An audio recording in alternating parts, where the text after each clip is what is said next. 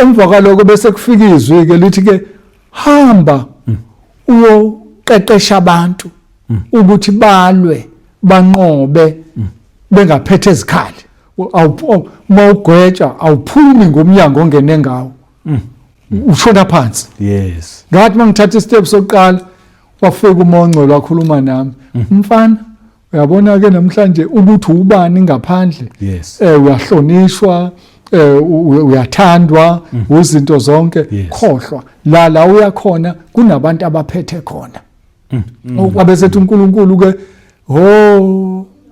ngizonyeka. Yebo. Wakwangiyeka mina wangiyeka nawe ungalaleli ngingalaleli 2-3 days later wabuya. Hayi ke sengizokutshela ukuthi ubani ke manje. Wow.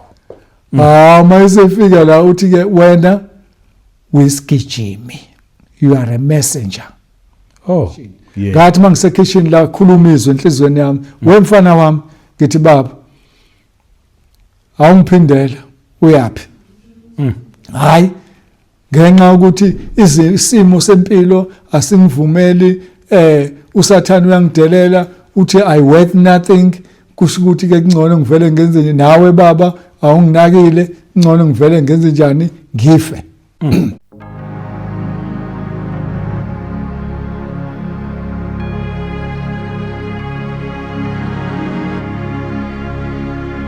Welcome once again kwiKota 2 Media. Igama lami ngumduduzi ngwakaShabangu. Angibingelele umoya ongcwele khona phakathi kwethu. Ngiphinde ngibingelele abangcwele kwindawo zonke la kufinyelela khona le message yeKota 2 Media. Angiqale nje ngokubonga. Ngijwayele ukuthi ngibonga abantu. Ngiyanibonga ngokuthi na subscribe na ikholisi channel. Ngiyabonga ngama comments enu amahle. Ngiyabonga ngokuthi na like. Ngiyabonga futhi nangama channel members siyabonga kakhulu. Nginaboke nje abadebe eqhamuke emaceleni nonke sabonga ngesupport yenu inhle ngendlela eyisimangaliso. Namhlanje ke amsho niyayibona isetup ihlukile. Vele angikho e-studio today. Sishuthela somewhere. Nginobaba la. Umfundisi. Okuyena futhi onolwazi oluthile especially when it comes to i-priesthood. Ubaba uSithole. Uyena ke ozochaza okuningi mina ngizoba mncane because imessage enkulu ikuyena. Qale nje ngokuwelcome baba uSithole. Siyabonga kakhulu ukuthi sihlangane today kwanongoma. Ngijwayele ukuthi ke mina sikhuluma indaba ezimnandi ngoba sokhuluma ngepriesthood. Vele sokhuluma indaba ezimnandi la. Ezosiza abantu. Siyabonga. Siyakwelcome. Ngiyabonga nami. Yebo. Ushayeli balolu hlelo. Yebo. Baba uShabangu. Ngibonga kakhulu kuba omunye wevakashi zakho namhlanje. Hayi.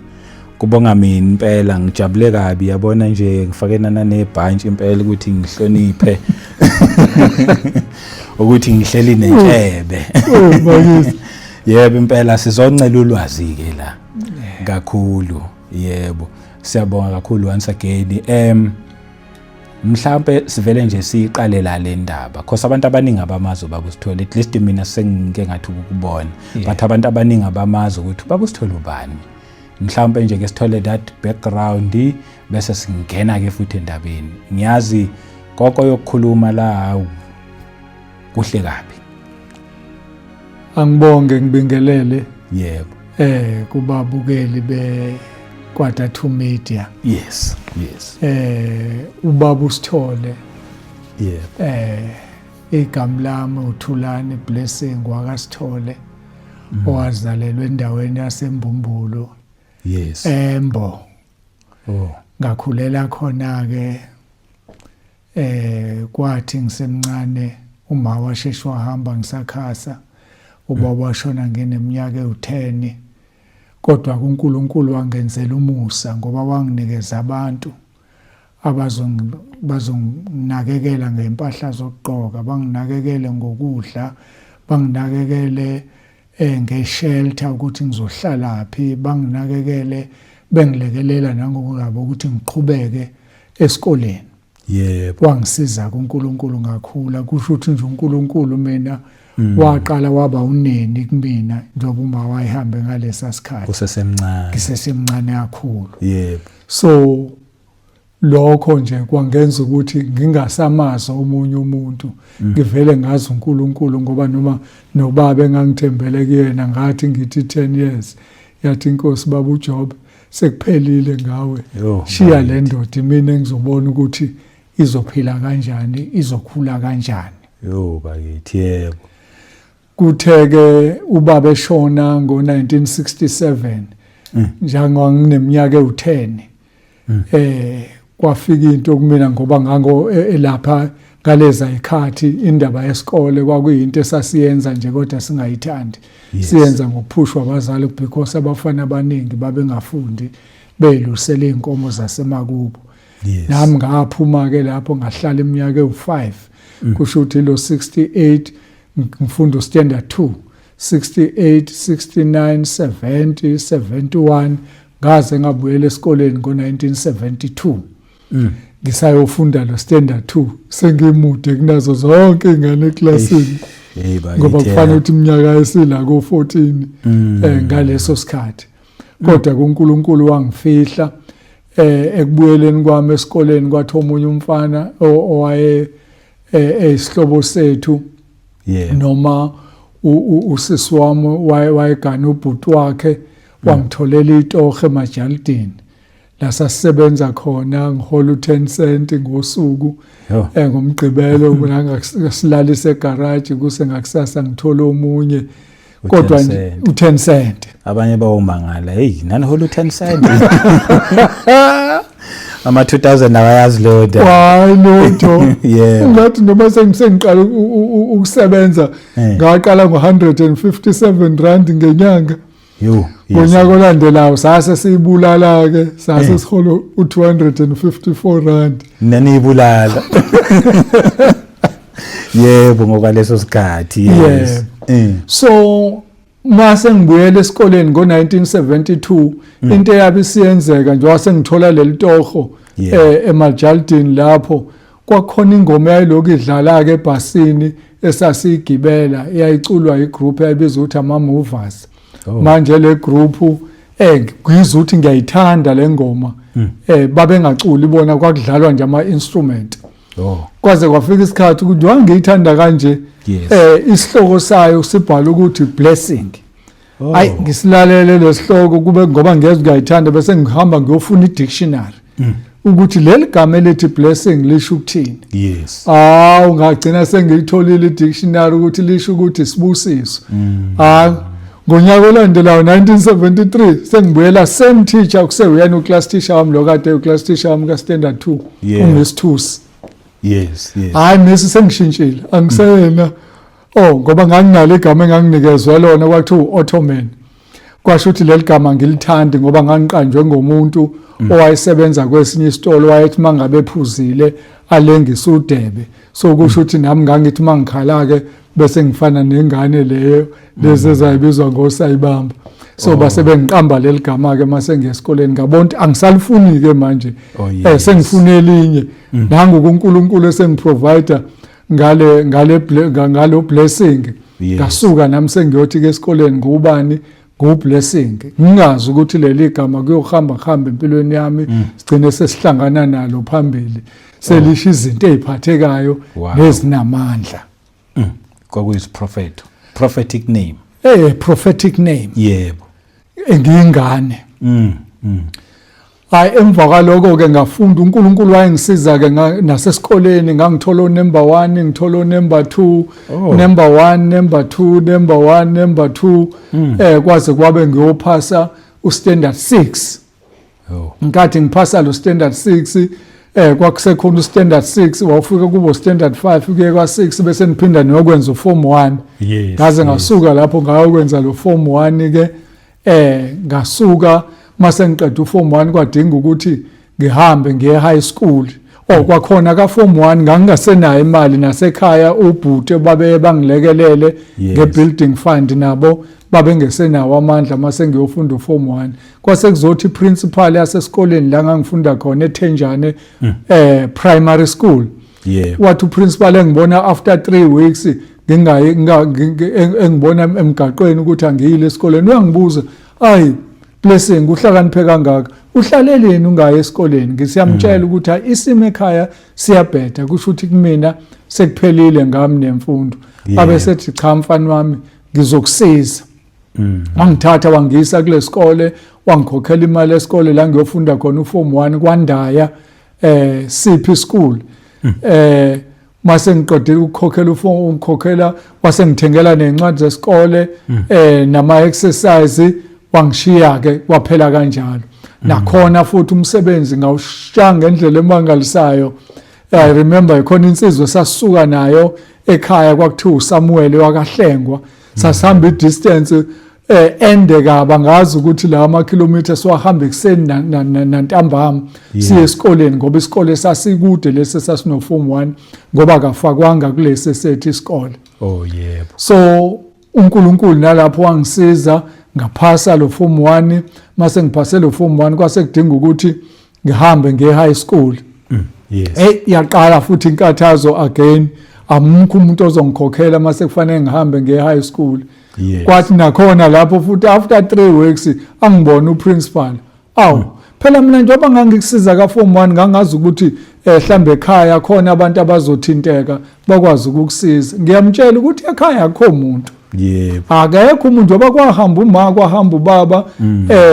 nabafowethu ayikho into eqhubekayo kusho nje umndeni wakithi kwacaca ukuthi into ehlakazekayo into ephelayo yebo manje ke wayesethi hayi kulungile ngizophinda ngikuhambise ke futhi uye e-high school isiphi isikole ofisa ukuyofunda kusona ngathi mina ngifisa ukuyofunda eSibusisiwe high school eMbumbulu kwabe sethi ke kulungile lunga ngizokuthatha wayenemoto eHolden kwakuthiwa uthisha uDlamini wayebizwa ngesiduko sakhe ngoba wase Eastern Cape kwakuthiwa obebizwa ngokuthi uSokudela namanje nje ngibhlungu ngoba silokhu sagcina la ngaleso sikhathi ngo1978 asiphindanga sabonana wangithatha wayongishiya lapha eHigh school ebhlungu ke sisendleleni masendaweni ekuthiwa iseluvu sikhuphuka siya lapho eMbumbulu eSibusisiwe High School wavele kwaqhamuka umnyuzo oqala wadlula owesibili wathi nje imoto isika nje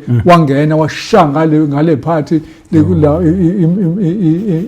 amajozi ngemhlathi yavele yafahla yaphela iwindscreen yaphela nje yaphela kwasala isikhala kwavuleka isikhala lokho ke kwadala ukuthi afonela amaphoyisa uvela amaphoyisa omgwaqo angafiki nalawa amanye angafiki kucaca ukuthi liyaphela ihours mile la ngiyamncenga mina ngoba inhliziyo yami manje sibhlungu ukuthi ubethu uyangisiza manje mina sengilimaza izinto zakhe ngalendlela esekwenzeka ngayo ngithi thisha omkhulu ngicela sivele sibuyele emuva ekhaya ngoba kusho ukuthi lolu hambo aluvumi athi uthisha omkhulu lutho sohamba nale moto enjani inje wayidriver ke suka lapha eLuvu saze sayofika eMbumbulu eSibusisiwe wafika lapho wangibhalisa kanti uzothi mangibhalisa bese ebhala angikhokhela wangithengela incwadi zesikole wangikhokhela nemali yesikole wahamba uzohlala lapha njengoba uza la nje sizofunda kude kanje eMbumbulu hayi ukhona uma ngoba manje ngoba waye ngithi wahamba ngisakhasa wayengashonanga kusho ukuthi kwaba khona isiphithiphithi nje sokungazwisisani nobaba wayesesuka ngene indlela sasala kanjalo ke thina uma wehlala emalukazi ngaloso sikhathi la kwakuphilwa khona impilo ebhlungu la uthi uphume emjondolo kwakuyimjondolo ngaleso sikhathi kungakabi khona lezi ndle ekhona zo RDP zahulumeni wawuthi uphume endlini uphambana nempethu izongena ngoba nama toilet la eduze agcwele ngangengihlale babushabangu mangifike ngolesihlanu ngihlale 3 days ubuthongo bungafiki kungcono nasekhaya Embo kunokuhlala kule ndawo umuntu ayekuyena kwakungcono ke ngaleso sikhathi amabhasi mangabe ngisuka eMalukazi ngiya esibusisiwe eMbumbulu kwaku3 cent izingane zesikole. So kusho ukuthi ngosuku kwaku-affordeka ngoba kwakuyimalini u6 cent. So yaqhubeka kanjalo ke impilo ngafunda lo form 2 ngaya form 3 kase form 3 kwacaca ukuthi umange ngikathi ngiqeda form 2 uthi angiyeke manje isikole ngihambe ngiyosebenza ngoba ngikwazi ukumakhela umuzi unaye asathanda ukuhlala eMjondolo. Ngithi mina kuma kodwa manje ngoba sinabafowethu abawu2 kukhona olowa olama usisi wesibi number 2 bese kuzoba khona lo olanywa yimina bese kuzoba yimina ngaba yikho into esile abayisebenza ngoba yikho nemsebenzi mina ngizosebenzani. Hayi kusho ukuthi uma akayizwisisi kahle lento kuthe ngoDisemba wakho 1978 ngagoduka mina ngaya ekhaya eMbo esabelweni. Ngizothi ngathi ngibuya ngoJanuary ngithi ngibheka i-uniform yami ayikho iphi i-uniform yami wathi ngiyishisile ngikutshelile ukuthi yeke isikole uhambe uyosebenza futhi bese ngikutholele khona umfana engikhulume naye eSiphingo ukuthi akutholele amatoho ngithi hayi ngizosebenza ini lapha koSiphingo kwasho ukuthi ke sekunakele emva kaloko ngase ngisuka ke ngiyohlala kaanti udadewabo kama kodwa hayi ngoba belamana emhlane ukuthi uma wake wahlala khona eMlazi kwaG. Ngahlala lapho ke uanti kwawuyena ongisizayo ngihlala la kaanti nje uanti uyisangoma kusho ukuthi nami into engisizayo mangabe makufika eqoqa imithi yakhe le fanele nami ngithi mangifika ngivela esikoleni ngithi ukugqula kwenzela ukuthi anginakekele ngokuthi anginikeze imali yokugibela ngeMbumbulu ngisuke eMlazi njalo thatha isitimela elindo kuhle ngifike ngishintshe eRinyani bese ngiyokwehla eSiphingo bese ngiyakhuphuka ngishona phezulu eMbumbulu. So wanti kwangisiza waze waphela unyaka. Mangusuphelile unyaka ngase ngifunda uform 3. Angisazi ukuthi kwakuthiwa standard bani ke manje kodwa ngase ngifunda uform 3. Uform 3 kwaku standard 8. Kwaku standard 8. Ugrade kwaku standard 10 manje. Kwaku standard 8. Hayi kanti no auntie kuzothi uyophela lo nyaka ka form 3 avela angazwani nomyeni wakhe bahlukane uanti ahamba yohlala eClermont ngisale la mina nobaba lo omyeni wakhe. No auntie mathi athi asambeni sohlala sonke eClermont ngithi hey auntie manje mina ngoba ngisafuna ukufunda nje ngizoya kanjani naye ukukhuluma into ayikhuluma uma khona uzosebenza lapha uzame ungakhela umuzi. Ngithi ma auntie ayikho nami into engizokwazi ukuyenza la. Hayi ke emva kwaloko anti njengoba sebehlukene nomyeni wakhe ngisale la kwakubaba uMsomi ngicele owasenkomokazi baba uMsomi manje uanti usehambile kanti phela beningisiza la ekhaya njengoba ngihleli nje ukuze ngikwazi ukuqhubeka nani nesikole. Abesethi ubaba uMsomi hayi mfana wami mina ukuthi kwenzekeni phakathi kwami no anti wakho akusho lutho uzokudedela uqhubeka uhlale kuphi la ekhaya ukuze ukwazi ukuqhubeka nani nesikole. Kodwa bese kuyacaca manje ukuthi inkinga esizoba khona imali yokugibela ekseni bengeke ngiyinikeze uanti ukuthi sekuzoba nzima ukuthola imali yokugibela mangabe ngihamba ngesikoleni. Hayi zivulwe izikole anginayo imali yokuthatha isitimela nebhasi ngifike eMbumbulu nakhona siyahamba isikhathi angazi noma nakhona kwaphela 3 weeks yini noma kwaphela inyanga hayi wagcina ngisizwe umunye umntwana owayehlala khona lapha eMlazi kwaG wanginikeza imali yokugibela ngahamba nginjalo ngaya esikoleni mangifika lapha ngikhuluma neClark umemo wayeClark umem Njapha waseSophisi ngase Charles Sabelo High School.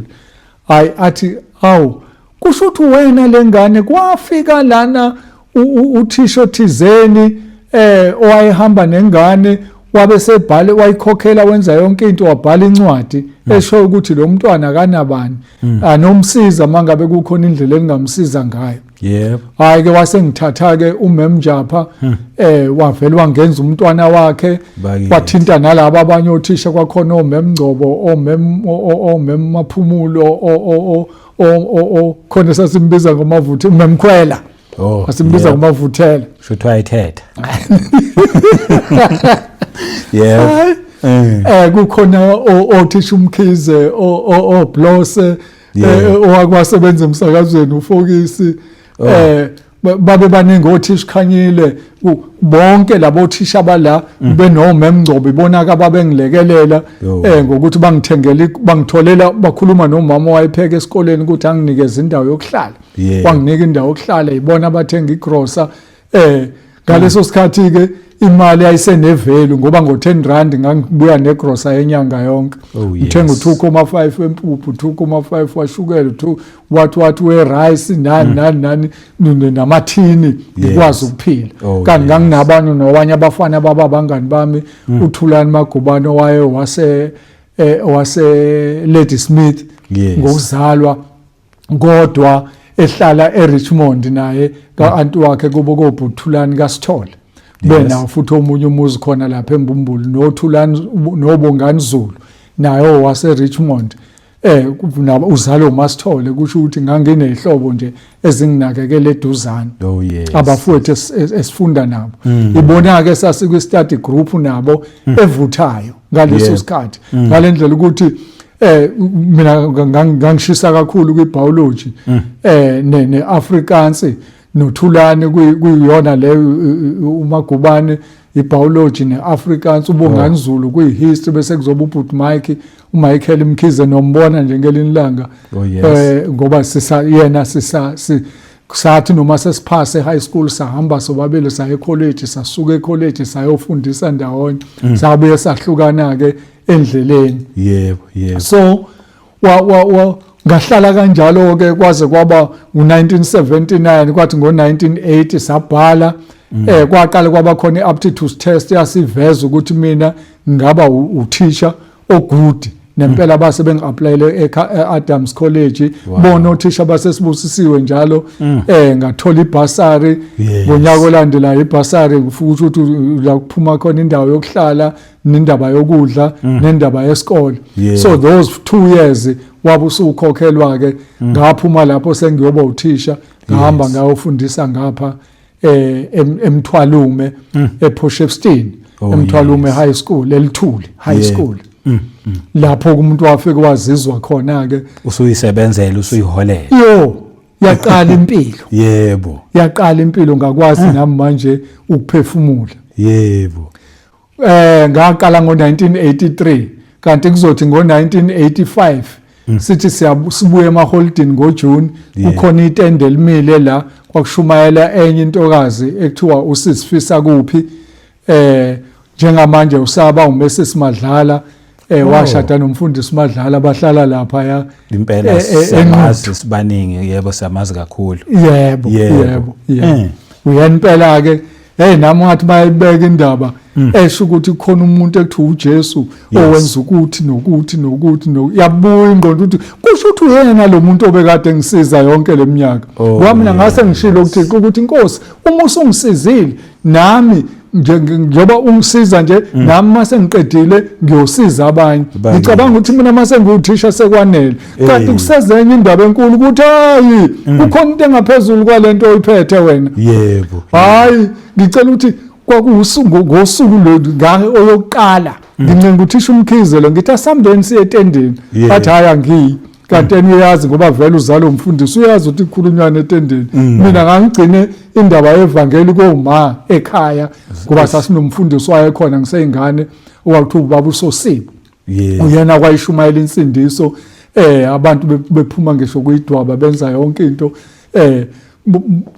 ngagcina lapho ke ngiyingane ngangihlakaniphile ngaleso sikhathi ngo1973 lapho ngalendlela ukuthi kwakuthi mangabe kunezimvuselelo lezobusuku bonke mase kubuye ekseni sekufuyiwe nami kade omama behambe nami kubuze bekuthiwani enkonzweni ngichaze njengoba injalo la ifike khona umfundisi waba nekhoma nami ngizoba nekhoma angazi ukuthi le ngqondo ngaleso sikhathi ingqondo yami ayisebenza njengecomputer ubamba yonke into yebo hayi ngangibamba yonke into angazi ukuthi kwabe kwanakala hey bakithi hayi ke so mase sifika la nangu sisifisa kuphashumayela nomfundisi uNgcobo kwakumiswa itende lapha ngiyayikhumbula nje nengoma wayeshaya kwayiveli ngihlanyise ethi yebo Jesu wena waba ukuthula kimi oh yes usuka ubaba Shabangu bakithi hey angisiza umuntu yebo khuluma izinto ezinamandla oh yes ngayibamba lapho ke ngenkathi eseshiya selihamba itende nasala nabanye ke abazalwane khona kwakuphenduke nje othisha abaningi yes Mr Mfukengi no Thisha Umkhize labo no Miss Mavundla sasibaningi nje nabantwana besikole yavela qala irevolution esikoleni ngoba kwakhona iSCM ngoba sine SCM nje la Student Christian Movement kuyacaca ukuthi umuntu esasike simcele kwakubaba umfuli umfundisi wangale eGobhela kwakhona ke nomunye ubhuti wayevamisa ukuthi ashumayele naseyitimeleni yes sase simceleke naye kodwa sathi nathi singaphenduka savele sangena khona usuka kwavutha iSCM kwavutha OHCF Health Christian movement kwaba OTCF Teachers Christian Movement yayiphethwe ubaba uNgisi lapha ubaba uJustice Ngisi umhloli osaba umhloli kodwa ngicabanga ukuthi usaretire ngowase kwaphuma nami nje yebo hayi ke yayivutha ke inkonzo ngaleso sikhathi ayivutha so uNkulunkulu kwabeke usizile umuntu wazinikela kuye umuntu lokayibamba ke kusukela lapho okuthengo kwathi ngonyaka olandela ngo1986 kwacaca ukuthi uthisha omkhulu wethu wapromothwa eseyoba umhloli thina ke kodwa ngangeshwa mina uthisha Umkhize no Mr Mfukengi kwa sathola incwadi ukuthi sesiyashintshwa esikoleni siya kwezinye izikole mina ngathathwa ngayesedala usizo uMr Mkhize wathathwa washoniswa enyavini kwazothi uMr Mfukengi wathathwa ayiswa ekubusisweni so kanti uNkulunkulu uqonda ukungenzela umusa asithanda ukuhamba ngendlela ekwakumnandi ngayo kulesikole because beside iSCM umoya esasufake kulezi ingane namanje mungasuzibizela zingasabela zonke abantwana esasibafundisa sahlukana nabo ngo1986 basangifonela namanje bengifuna amafoni number befuna yonke into ngendlela ekwakumnandi ngakhona ingakho ibiza ngerevolution hayi kwakuyirevolution irevolution yebo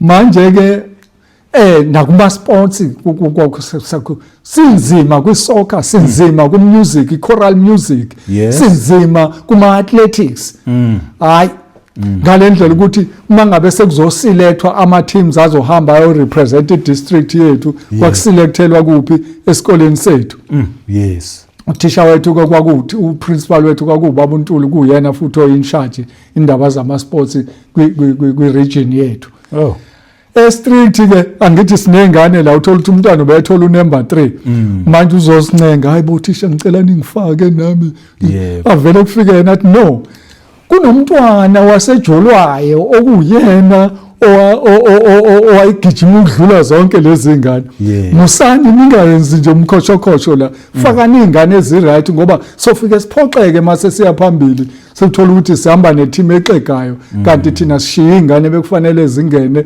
ngoba siloku sincengwa lezi zasesikoleni sethu ngoba zifuna ukuhamba mase qhutshekelwa phambili hayi cha kwakukuhle impela senashintshwa ke akusekho mnandi uya kwesinye isikole nahlukaniswa manje hayi sahlukaniswa sihlukaniselwa yona lo revolution yethu ngoba kwaqala ngokuthi kube khona into ethi hayi thina singasayiphathi iSCM ayinikelwe kubafundi hayi sithi thina shomkhulu hayi inkinga ayikho bese makune iSCM siyangena thina soyihlalela kuphi lapha emuva Kwacaca ukuthi ndalokho kusenza our presence lapha ya isenza ukuthi lento lo moya lo mlilo esizama ukudambisa kulesikole awuvumi ukudamba. Kwagcina sekuthiwa esekumenyezela ukuthi hayi siyayivala iSCM. Sashintshwa ke la ngizafika incwadi ngoDisemba asifuni ukuhamba ngendlela esasikuthanda ngayo ukufundisa eLithuli High School. Bo madoda iswalozi akwakufiwa. Yebo. Manje mina ngalendlela ukuthi esikoleni engakiswa kusona kwakuyisikole sasinamazimpi lezi ama-faction fights. So ngavele ngathi mina ngilapha empini ngalendlela ukuthi ngasuka ekhaya ngaya kwesinye isikole esemahlongwa ekuthiwa iHluza Ingqondo. Yes. La ngingathunywanga khona. Ngahlala khona inyanga yonke. Othisha bala eHluza Ingqondo bale bengitshela hayibo ukhona uthisha wasesikoleni sakho othi uyafuneka esikoleni uhlalelene la. Lo thisha kwaku uZandile wakanyawosi uMiss Nyawosi wayefundisa kuleso sikole angimazi. Kuthe makuphela inyanga ngabona ukuthi hayi angihambe ngiye kulesikole engibizelwe kusona. Yes. Ngahamba. Hayi ngafika ke Dalusizo nakhona kwamnandi ngoba mawufika uphelele ngiphelele emoyeni ngiphelele spiritually ngiphelele engqondweni ngiyawazi umsebenzi wami ngiphelele physically and ngiyazazi izinto ezinhle nezinto ezimbi. Yebo. Lo thisha ke wavele waba umngani wami ngoba naye waye umunye wathisha abanjani abasindisiwe ukusho ukuthi sine common ground khona into esihlanganisayo la. Yes. Hayi sagcina sabangani ke ngibuye ngimthathe ngoba yanda khona into engikhohlile ngadlula kuyona ukuthi ngenkathi 3 months siqalile iSCM kwaku June, July, August, September or 4 months. NgoSeptember bese cela uthisha omkhulu ukuthi hayi ngicela sivale iSCM manje ukuze abantwana balungiselele intoni ama examinations. Hayi nempela sibe nosuku ke lokuvala iSCM sicela ubaba umfulu ukuthi akeze azoshumayela. Angithi vele thina sanda ukuphenduka sazilutho. Bese mina ngicela izingane esikoleni bantu abami thatha noshoki laba abanhlobonhlobo amakhalas ngoba kusekusebenzisa ama-board blackboards. Yes. Nidwebe noma yini ephathelene nani neBhayibheli. Hayi zadweba ingane zadweba kwakungekuhle ebhodini. Mase fika ubaba umfuli la ezoshumayela ufika uhamba nomunye umfundisi. Usethi ke bothisha bami ngicela ukuthi ngingashumayeli namhlanje nginiphathele omunye umfundisi khona belungu abangilethele yena base bethi ake ngimgcine abe nami. Umfundisi uJiyane wayesuka eGoli kodwa ekhaya kuyile eIndwe phambi kwasecala udlule eMthathu udlule eNgcobo udlule ecala bese ufika endaweni ethiwa seIndwe ngase Queenstown. Yes. Avele ke adedele lo mfundisi. Yabona ngalo la suku 4 months ufikile evangelini avela uzolandela uNkulunkulu azoletha umlilo ngokwezwi ngendlela imibhalo ayiqonda ngayo. Bakithi yebo. Manje mayishumayela la ushumayela ngalento ebhalwe ebhodini. Avela lokho ekhipha akhipha i-document yakhe le abezoshumayela ngayo. Athi mina ngikhuluma inini enibhale lento. Yazoqondana ngqo nento azoshumayela ngayo kuthina. Saphuma sihlanya sonke ngalolu suku. Cabanga waphela saphuma thina enkonzweni kamoya.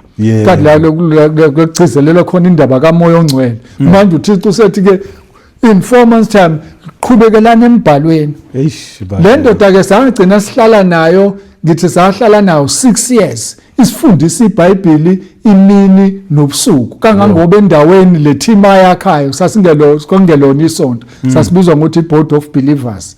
Umzimba wabakholwayo. So ngiyona esithunywa makufanele kiwe kuma college kuyoshunyayelwa kukhishwa le team yethu makufanele kiwe ezikoleni koSCM kukhishwa le team wherever okufanele kuhanjwe kuyiwe khona kuyoshunyayelwa ngendlela. Hayi nathi ke ngithi vele siyacula saqala negroup omculo la nosisi oMiss Thole nosisi noNjabulo no sisi Nokuthula Yes.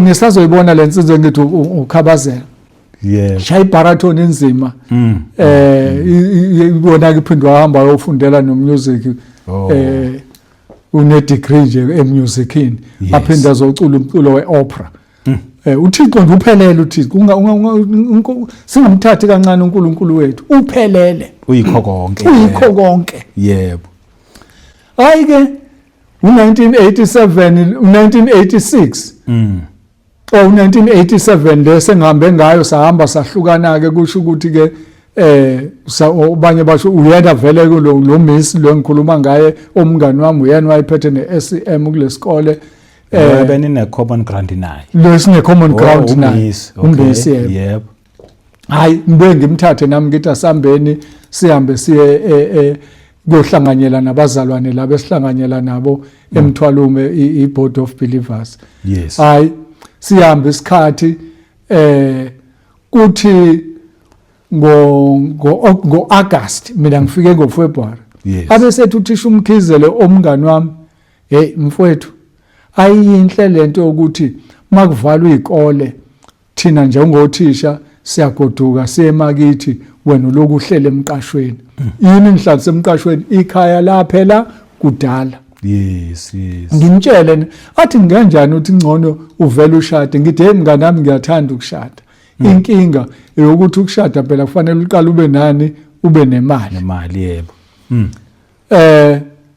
lento sihola malini 254 rand ngenyanga ileyo thi nani ibulala lesa sesibula mntana yebo hayi abesethi hayi kulungile kodwa ikhona intokazi yona obonayo ukuthi ungase ushade nayo ngithi mina yebo ikhona abesethi ubani ngimtshele ngithi uZandile ngisho lo Miss Nyawose esisebenza naye kulesa sikole angikaze ngikhulume lutho naye umngani wami nje hayi usho kanjalo nje ayikho into okwathi lutho umngani wami nje ngoba futhi vele sasesitsheliwe kala enkonzweni umfundisi wethu wayaphumela obala athi insizwe ezila zizoshada nale ntombi ezila nentombi ezila zizoshada nale insizwe ezikuphi ezila ebandleni ngoba njengoba nginifundisa ngifuna abantu abafundiswe njengani ukuze ningakwebhani endleleni yes manje mina mase finish indaba kashada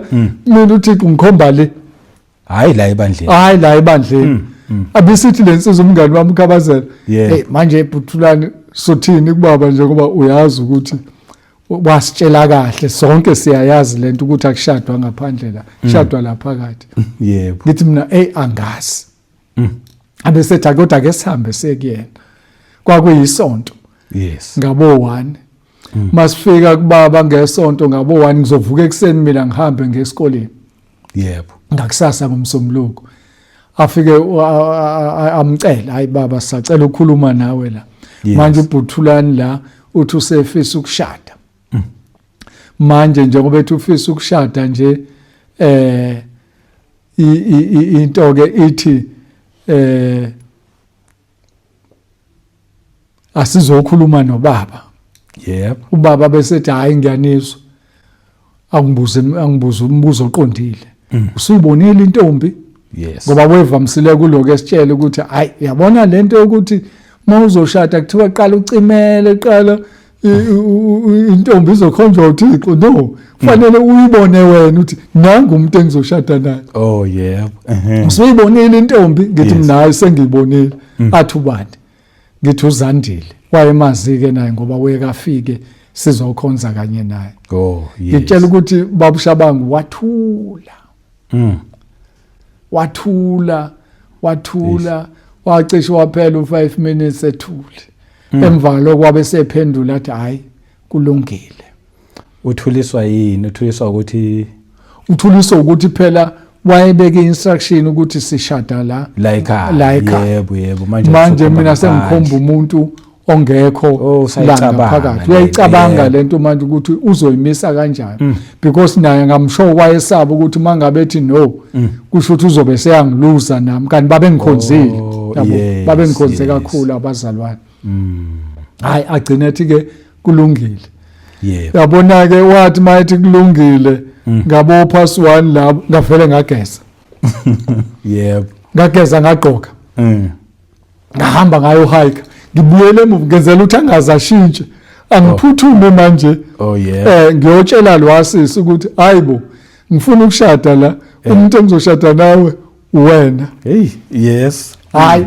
nempela ngiyithola itransport ngahike ngize ngiyofika eMkhomazi ngikhuphuke ngiyofika le phezulu ngiqale ngendlini yakhe la wayehlala khona emqashweni wakhe hayibo kade ngikhuluma nobaba la ngithi ngicela ukushada sengifuna ukushada wasengibuza ukuthi intombi ngathi wena yebo kanjalo nje as simple as all that yebo angisakhumbuli ukuthi waphendula wathini kodwa ngiyazazi imvamisa isikhathi esiningi intombi ekholwayo yebo uthi uma ukhuluma amagama kanjalo ibisithi hayi ngisaze ngiqale ngiyokhuleka kanti udlala ngawo ufuna ukubuza kubangani bakho ukuthi unjani bafowethu right yebo angisazi ke ukuthi wathini kodwa emva kaloko ke kwagcina ke sekukhona ukuvumelana yes basiqeda ukuvumelana abeseba nenkinga inkinga yokuthi abazalwana akhonza nabo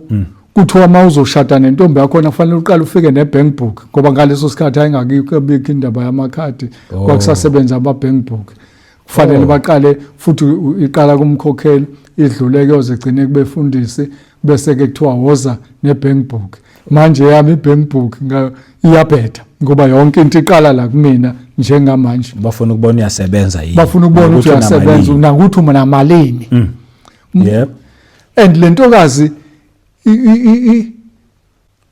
imthwele uNkulunkulu nobungcwele iphila impilo eqondile abukho umuntu ongayifuni la oyifisela ukuthi ingashada noma inomfana wakhe noma nezihlobo zawo ngalendlela ukuthi mina ngifika nje wayehlala evakashelwa nje abantu befika behamba nabefundisi bezokhuluma ukuthi manje na insizwa ifuna ukushada nawe ngenhlanhla uNkulunkulu wayevela amenzela umusa aqala amtshele eqala ukuthi khona abantu abezayo abesemtshela ukuthi labantu abezayo banje yes so abese yena akabese yasho ukuthi hayi ngeke uNkulunkulu akavumi uNkulunkulu akavumi so manje mase kufika isikhathi sami kufanele ngihambe ngiyobhekana nalamadoda angiphethe lutho isemasahambi kahle ibank book iyaxeka wagcina esethi kumina yabona ukuzilunge lento vele uhambe uyokhuluma noma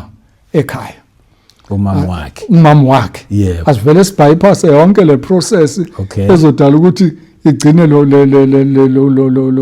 mshado wethu ungabikho sihambe uyokhuluma noma sagcina ke ngithatha umfundisi lo nawo uthisha umkhize sawukhuluma nogogo hayi savumelana nogogo wathi ugogo hayi kulungile bona lokho uzobona lokho ongasinikeza kona bakithi yebo bese ke ngwanaba ngifuna ukuma endleleni yobani yethu ngaze kufika uSathane axova izinto zenu yes hayi ke kusukela lapho ke uAugust manje kuzoshadwa nini uma ngibuza yena manje mawuthi nje soshada nini ngithi mina ekupheleni kwenyanga ngisho imali anginayo njengoba uthi nje ibank book yakhe iyabheda ekupheleni kwenyanga yashada bakithi angilazi lokho lingakho ukuthi banivelaphi hayi ipheleke lenyanga uqala uAugust aphele uOctober wathi uphela uOctober kuqediwe nosuku selisethiwe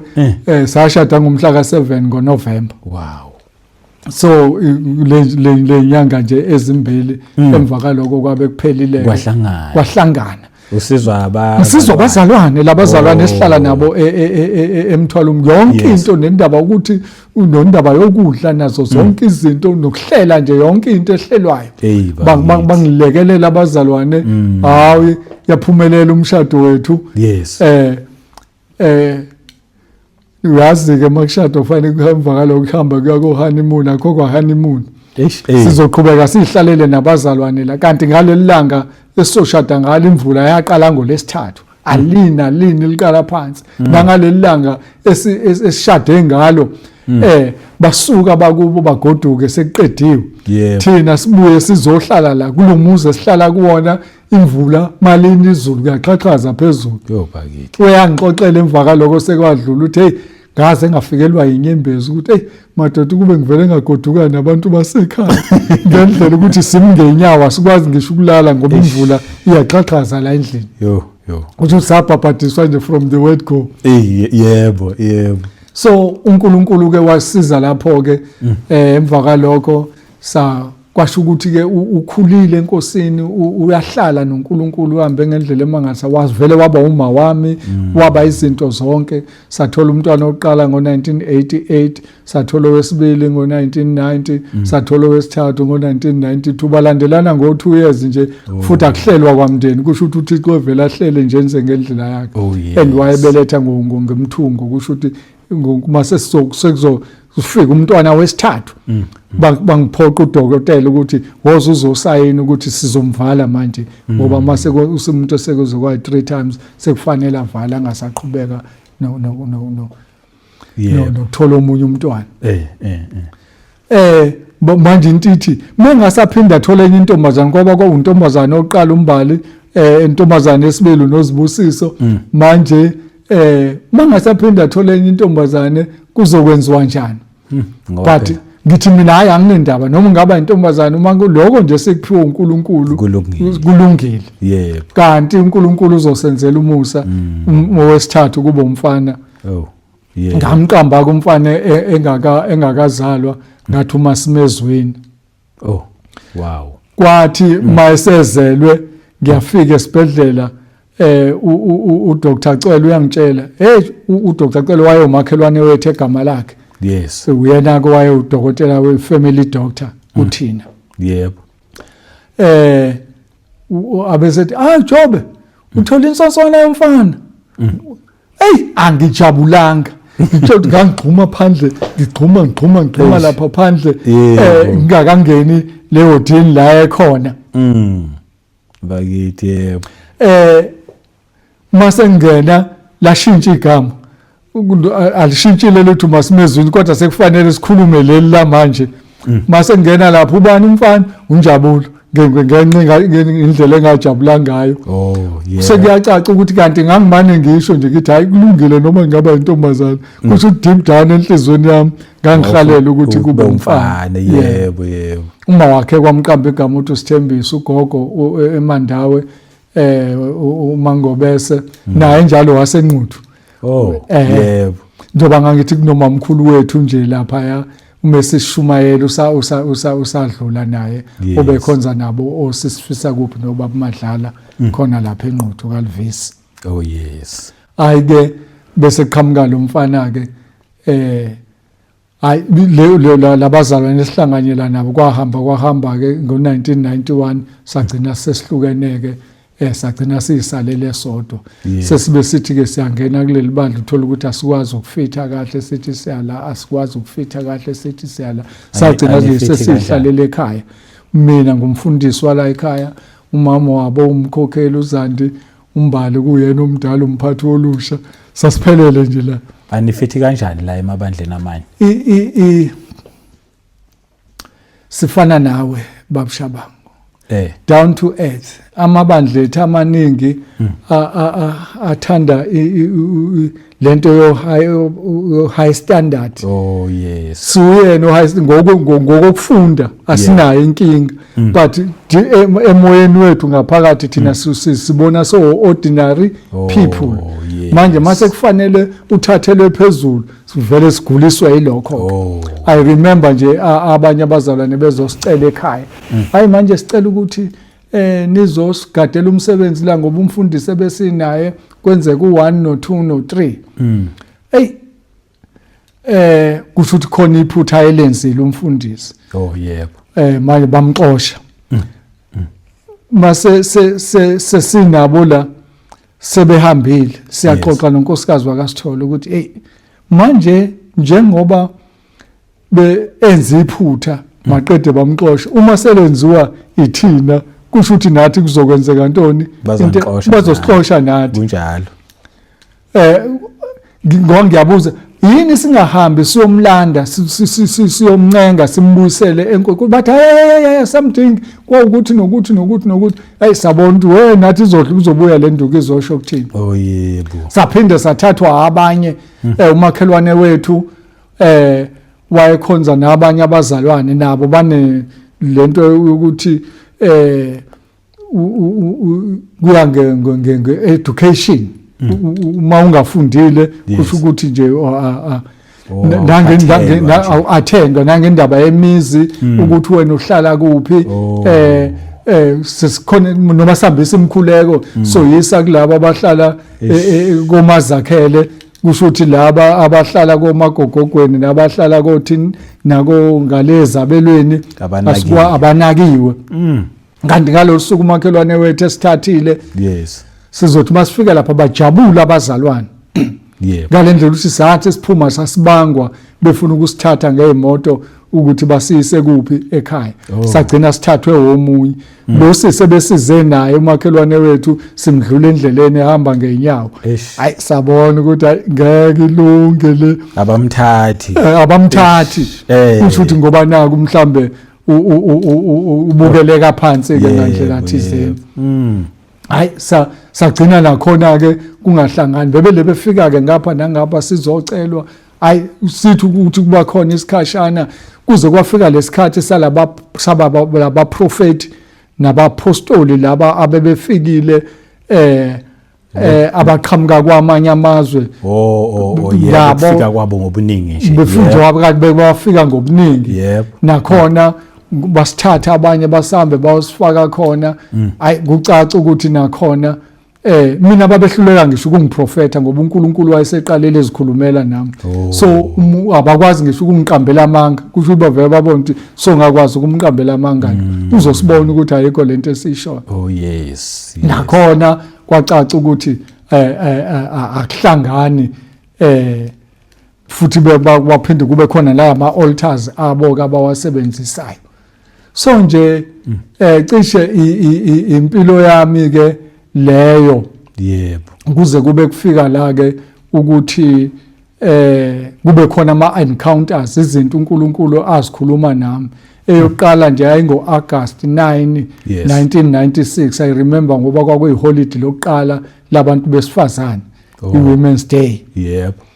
Ngalolo suku ngiyaphupha la ngibona impi lempi mangabe ngiyibona labantu baqede kwangazi ukuthi seBeach lapha eBeach front sihamba nami umngani wami uThisha Umkhize bese sihlangana nalezi insizwa mase siphuma kwesisho akhilizisane nazo bangazwisani naye ngiqhubeke mina ngithi mangilapha ngithi ngiqalaze emuva ngibona ukuthi hayi usamile ukhilizisana nalabantu bohlobo oluthile abafani nathi.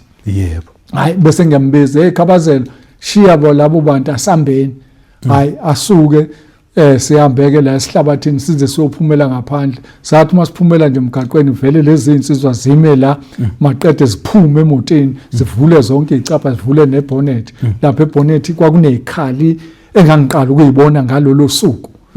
Hayi bese qhamuka izwi ke ukuthi iyona ke impilo enizobhekana nayo. Emva kaloko ke bese ngitshelwa ukuthi wena ke mangabe ususethe yakho impi iyoma kanjena I remember nje kwakuthiwe ababo behamba phambili kobaba kuyilabo abahamba ngama wheelchair abanye abalandela labo kube yilabo abahamba ngeinduku abalandela labo kube yilaba kusethwe yakhe impi manje sethwe yami impi manje phambili abahamba ngama wheelchair emva kwalabo ilabo abahamba ngeinduku emva kwalabo kuba amabutho akwaZulu laba abaphatha imkhonto namahawu emva kwaloko kube amasosha aphatha ibhamu lawa ama-foot soldiers emuva ke egcineni bese kuyoba ama-tankers indawo i-distance ende mawubuka ngokwase la sasihlala khona kwathenda sasihlala eSeapark wawungazi ukuthi lempi iqala endaweni ethu sevungu yophela eHibadini. Hayi emva kwaloko bese kufika izwi ke lithi ke hamba uyoqeqesha abantu ukuthi balwe banqobe bengaphethe izikhali. Go and train the people to fight and win without using weapons. Wow. Ayi kucaca ukuthi manje mina ngi-understand lento yenzeka kanjani indaba ukuthi khona umuntu ozohamba ayolwa anqobe engaphethe izikhali. Ka remember ngikaze ngaka omunye umfundisi ubaba uNgcamo. Ngiyobuza ubaba uNgcamo ephusheni benginalo kuthiwe angihambe ngoqeqesha abantu ukuthi balwe banqobe bengaphethe izikhali. Isho ukuthini lento? Hayi athi nami hayi understand ukuthi ithini. It was August 9, 1996. Sengizohamba ke ngisheshe kuthe ngo 2001 yes kwavuka icala engangilenze ngo1993 sile eMatatiyela. Leli cala njengoba livuka nje livuka ngo2001 livuka ngo1999 bese ngiyachaza mina ukuthi hayi kwenzeka ukuthi nokuthi hayi bese kuthiwa bonke labantu obabalayo ukuthi babe wena wawuphelezela bona abathe abazilutho. Into ethine siyilandelele la isignature yakho. Kanti isignature yami ingena kanjani? Kuthiwa sayina la babuJobe ngoba wena uhlala ePortshepstone iseduze kwaseThekwini. Kuze ulokuyobheka ukuthi le project ihamba kanjani le eThekwini. Ngoba ingekho isignature yakho ngeke bakuvumele ukuthi bakucheckele ukuthi iprocess isihambe yabhekaphi. 1993 yangilandela isignature yami yazazo ngithola ngo1999, 1991, 2001 yep la ngigweba icala. Kwathiwa ngisukunikeza u6 years kodwa ke hamba ofuna abantu abazokhulumela.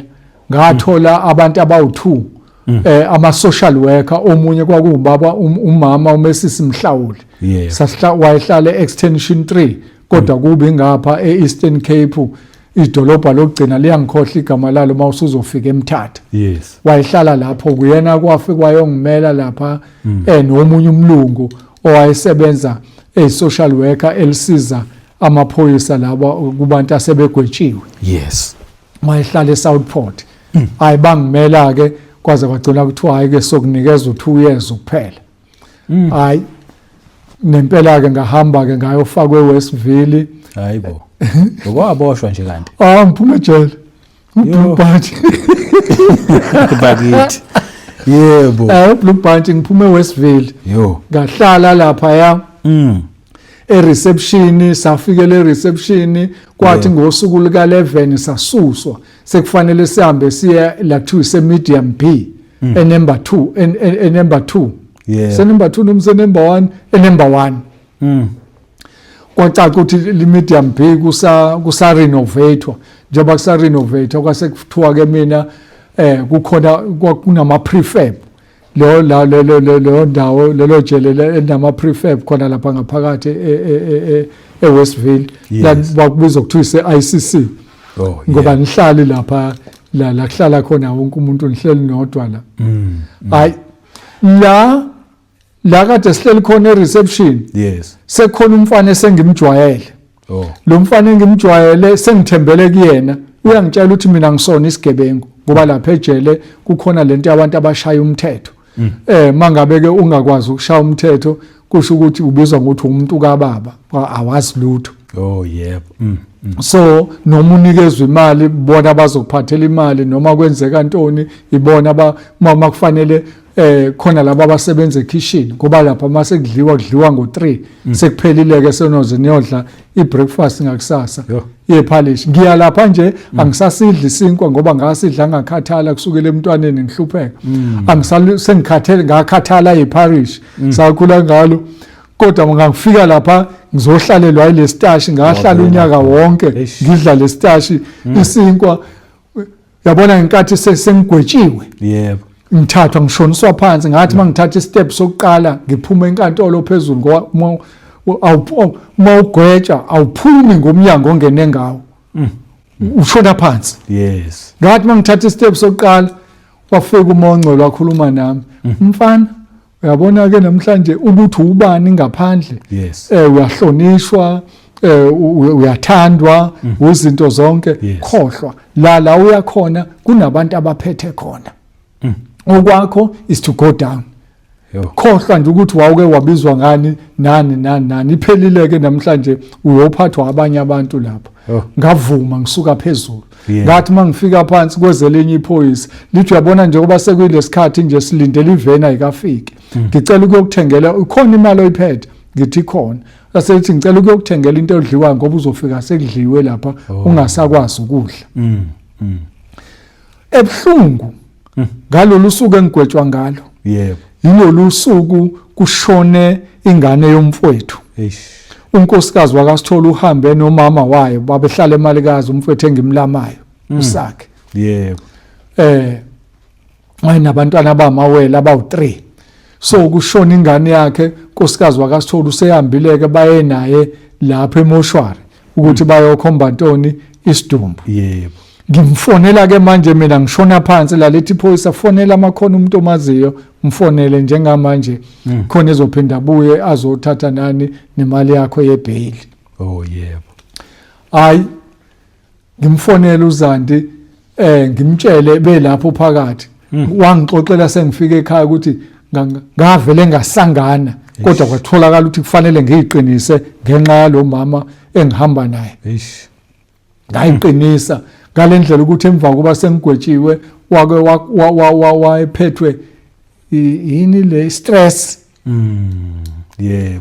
istress wakwazi wagcina esikoleni ecela ukuthi akahlali u3 months wonke ngoba ukuze azizame ngoba isimo siyabheda ngendlela esasiclose ngayo kusho ukuthi we never thought ukuthi konke kube khona usuku nesikhathi lapha impilo yokibe nzima kangaka Yebo. nengane zami ingane zavele zagula unumber 1 wami nje sine soft spot with each other Yeah. makhona into engiphethe kabi na uphatheka kabi noma engazi ukuthi yini kwazi wagcina uma wabe sebaxoxela ukuthi hayibo njengoba ubaba wena engekho nje futhi nakhona kwadinga ukuthi abathathe wayenomunye umem Mtshangasi wasegama lakhe owayemngani wakhe wadinga ukuthi abathatha aye khona kuze kube yibona abazotshela umbali ukuthi kwenzekeni Yes. ngoba kunzima yena ukuthi atshele izingane Yo.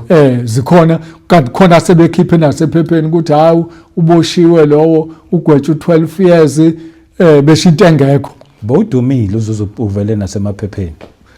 hey khona lento babushabangu efana nawe ukuthi uphansi unje Yebo. khona abantu abangayithandi lento oyiyona wena ungazi ukuthi nje angilutho kanti khona abantu abafisa ukuthi engathi igama lakho lingangcoliseka nje kube igama elimbi Oh, yes. kona ke ngangidumile ngoba phela angithi mina sasisemzabalazweni futhi mina ngangihamba phambili lapha egama lakhe before 1994 phuma Madiba nje ejele mina lapho nawe ku struggle. ngangisemzabalazweni ngivutha Okay. ngithi bhe Okay. Siqedelele le yanakhe. yebo hayi bese ke ngihlaleke la eWestville Yes. ngosuku luka 11 ngisuswe ngiswe kule ndawo ethu ise-ICC lo mfana esengimjwayele uphambi kwami Yebo. bese sifika lapha mase songena kulezi izindlu ezikhona la sifole ngifole emva kwakhe Yes. lize liziphoyisa lithi maliqondana nami lithi from here phendukani nibhekele ayibanga inhliziyo yami lo muntu esengithembele kuyena ukuthi uyena ozongikhulumela maze ngishaya iboshwe ngiphuma nje babushabangu ekhaya senginqumile ukuthi uma ngigwetshwa befika lapha bengenza lemkhuba eyenziwe ejele yokusodomayizo ngeke ngibuye ngiyovele ngiyilengise ngifele khona ejele Yo bakithi. hayi manje nangumuntu esengimthembile uvele mina kuthiwa ngiphenduke ngibhekele ngiyongeniswa kwenye isele kanti le sele engiyiswa kuyona isele nabantu abaphilayo ababe yiboshwa zezepolitiki yakhumbula upha udlamo lalikhona phakathi ko-IFP no-ANC Yeah. kugcwele bona la phakathi Oh yes. futhi nabo bayasho ukuthi hey ngiyabona mfana kithi njoba sila sigwetshwe ngamacala ethu thina indaba yobugebengu basejele asingeni Yes. ngayiswa komunye ubaba uMathe okwathi uyena ophethe la kule seli yethu ufika lapho ngikhiphela ipheshana enemithetho eyishumi yalapha kulesele ukuthi la kwenziwa ukuthi asingeni igebengu la abangena abantu abashaya umthetho abangena ngithi ngiyazi yonke kwalento eniyikhulumayo ngiyaqala kwakuzala ngana nokuthi ngikuphi la yes hayi bese benginikeza impahla ezinye zokugqoka ngoba lezi engigqokile lo ngayigqoka ngifika for 11 days seyigcwele intwala ziyangidla intwala banginikeza ezinye bathi ngiyowasha lezi ngawasha banginikeza umbhede kungama double bank ngavele ngabona ukuthi nje ukuze ngingenzeki lento ebengithe ekhaya angifuni yenzeke angifuni ukudlala iboshwa lapha ngavele ngawuthatha ilokhuzane ibhanki ephezulu kungekho umuntu ola ngaphansi hayi ngalo lolo suku kube khona insizwe besithi kumina hayi baba uJobe umfowethu wemfowethu ngisacela ukuze la yakhipha iTestament elincane iGideon yathi ngumzalwane mina kodwa ngenxa yamacala ami ngaboshwa lo nsizwa yayibizwa ngomacingwane yes lengikhohle igama lakhe kodwa ngizolikhumbula yebo umacingwane abesenginikeza abesethi asifunde iBhayibheli ngithi mina hayi nami ngumzalwane abesethi asifunde hayi sifunde mase siqeda abesethi ngicela ukusho lamagama alandelayo emva kwami yes umfundisi lo ngikhumbule ukuthi umfundisi lo esasinaye esifundisa iBhayibheli wethe nje nibalekele indaba abantu abazole bezonibeka izandla ngoba abanye basuke begcwele amadimoni uthi mekubeka izandla qeda wonke amadimoni akhe aphumele kuwena ngalezi landelo lezi ezishuwo uzothi uqeda ukusho lento ayishoyo kanti usekungena amadimoni kuwena yes ngimtshele mina ngithi ungadinwa mfethu yabona ke mase kufika kule landelo umfundisi wethu nje wayesichazele kahle ukuthi ungalula ukukhuluma amagama umuntu asho nawe usho ngoba wazi ukuthi lento ialtar yakhe ithini yes uzothi uzotheqeda nawe uzobe usugcwele amadimoni yebo wavele wathukuthela athi uyabona mfowethu mina bengithi asikhulekeni manje wena washo kusho ukuthi yena ngoba wayengena ejele ngo1993 ngizokhumbula mina years after sengaphuma kwasejele ukuthi hayibo ngalo 1993 yilo mina engangiyokwenza icala kuphi lento eMatatiyeni yena ngene ejele ngakusasa besixabane kanjalo ke ngakusasa angiziba usuku lonke yes ukuthi intambama ngibuyele kuyena cha insizwa hayi ukuthi njengoba izolo besiphambana nje besixabana into ebengingayithandi mina yile obusufuna ukungifaka kuyona ngoba angiyazi ukuthi isho ukuthini yes avela iyeke ke yayizolatha ayikulungile ngezwe kwakuyinto yokuhambisana nokuvuma uKristu mhlawumbe or okunye nje angithi bona bakhonza kubapostoli abayishumi nambili bakhona ke lezi zinto abaye bazisho okay hayi umchazeleke ukuthi cha wena anqabani asixabane besingaxabani yile engiyisabayo ngoba ngazi ukuthi uma uqeda ukuyisho kuye kwenzeke intoni uyithatha kuphi athi nokulungile abese yangitshela ukuthi hayi mfowethu mina ngafika la ngaboshwa ngo1993 ngo1997 kunamadoda abefika la anezintshebe angithathe aza uphumela nami aphume wonke kunamagate awu7 musuke eMedium B uyophumela ngaphandle kwejele angikhiphe wonke lamagate ahambe ngivulele asengiyise endaweni eyisiganga mase ngifika kule ndawo angakhela isibaya angibeke esenta abesethi thina sasikhona embusweni omdala umbuso wentando kaNkuluNkulu manje ke sifisa ukwazisa ngale ndaba yalombuso wentando kaNkuluNkulu abesethi yena manje mina ngizoyi-understanda kanjani lento enishoyo ukuthi babe vele bakhipha iBhayibheli bamvulele encwadini yesambulo wathi ejika wayesengiqalela usambulo chapter 1 ezathi mase ifika lapha ekugcineni ko verse 18 sekukhulunywa ngezinto zezibane ezisikhombisa kanti khona nolanga phakathi kulezi zinto zezibani ofana nendodana yomuntu inyawo zakhe zimaholохolo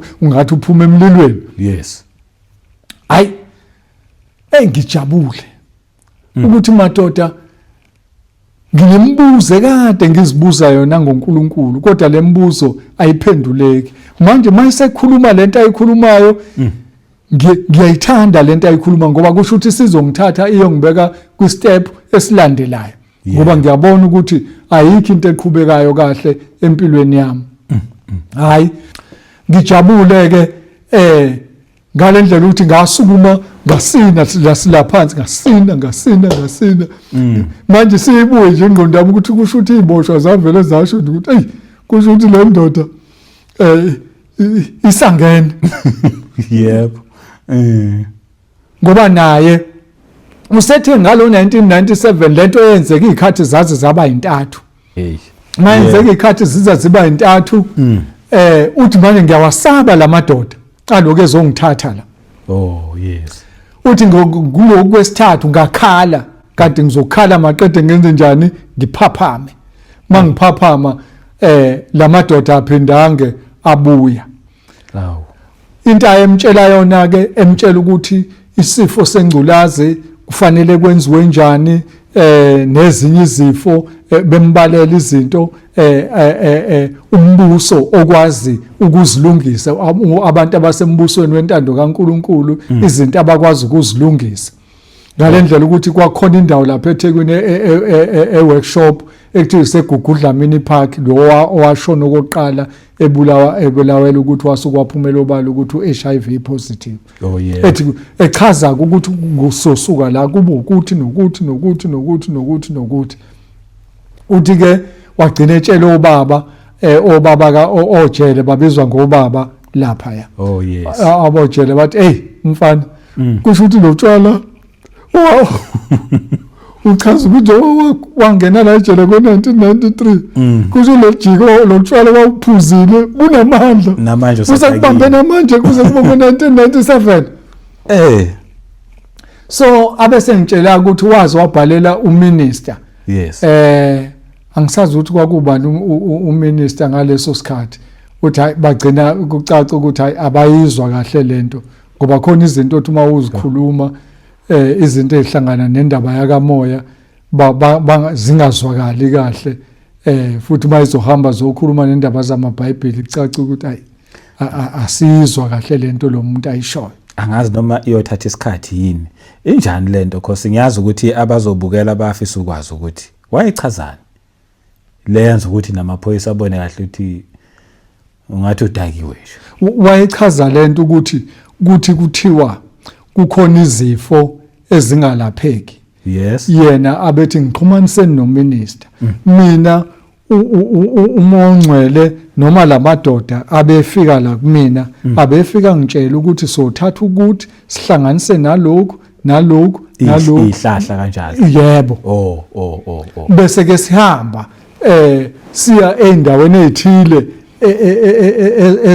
ezama key points ukuthi siyokhulula la nalabantu asebefile bebulawa ukuthi babulawela indaba ukuthi basuke baphumela obala ukuthi ba HIV positive. Into yakhe nje ayiningi kakhulu kwakuyizinto zaka health. Oh yes. Manje ngalesa sikhathi ke uyakhumbula ukuthi kwakusekhona lonto nje ukuthi ngalendlela ukuthi abantu abaningi babengabulawa nanokuthi ba HIV positive babubulawa ukuthi nje sebetsheliwe ukuthi mawunalento kusho ukuthi wena usunjani uzofavela. Abanye umuntu avela angasadla kwakudla angasafuni ukwenza lutho alindele usukulani lokufa. Maqhamuka umuntu othi hayi lento ingaxazululeka uyakhumbula futhi nohulumeni wayepromota kakhulu lonto ukuthi labantu abale bethi kungaba khona isixazululo ayikho lonto umbhedo. Yes. Nabo ke ngoba babe nepressure ipressure ukuthi labantu abadayisa amakhambi bafuna ukuthi asihlale sazi ukuthi alikho ikhambi khona bezole besidayisa lamaphilisi adodobalisa isifo singadedelwa imithi yokwelapha abantu njengoba kuze kube manje kusekhona loyo nto nje ukuthi ama pharmaceutical companies lawa amakhulu avimbile noma wena uNkulunkulu angakubhulela ukuthi uzothatha u1 no2 no3 no4 but kuzovela kuthiwa hayi uyaphetha. Bakhona nje abelungu la eSouth Africa abake bavela. Yes. Bakhuluma ngo1 ukuthi hayi silitholile ikhambi. Ngo3 bawe sebethi hayi siyaxolisa senze iphutha kusho ukuthi kwavela kwakumuntu uthi hey khohlwane lonto valani loyo nto ayikho. Because labantu kumele baqhubeke begule. Kufanele baqhubeke bagule ukuze thina sikwazi ukudla. So kwaba into enjalo ke. Yeah. So enzima ke ukuthi mase qhubeka ke engifundisa lezi zinto mina sengithatha iBhayibheli sengenza research ke manje yami. Oh yes. Uyabona ke mangithi ngiyamcela mngani nami woza phela sifunde wena ongitshele lento avela ngitshela ukuthi hayi mina kuthiwa ngitshele wena uzobona ukuthi uzowenza njani yena ayiqhubekele nabazalwane bakhe asayingeni le ndaba ya lento angitshele yona. Mina kuthiwa ngitshele wena qhubeka mfowethu hayi kambi qhubeka wena uzobona ukuthi uzokwenza njani. Yena wangapha eXhobho kaNokweja naye ngapha ngasePotchefstroom. Yes.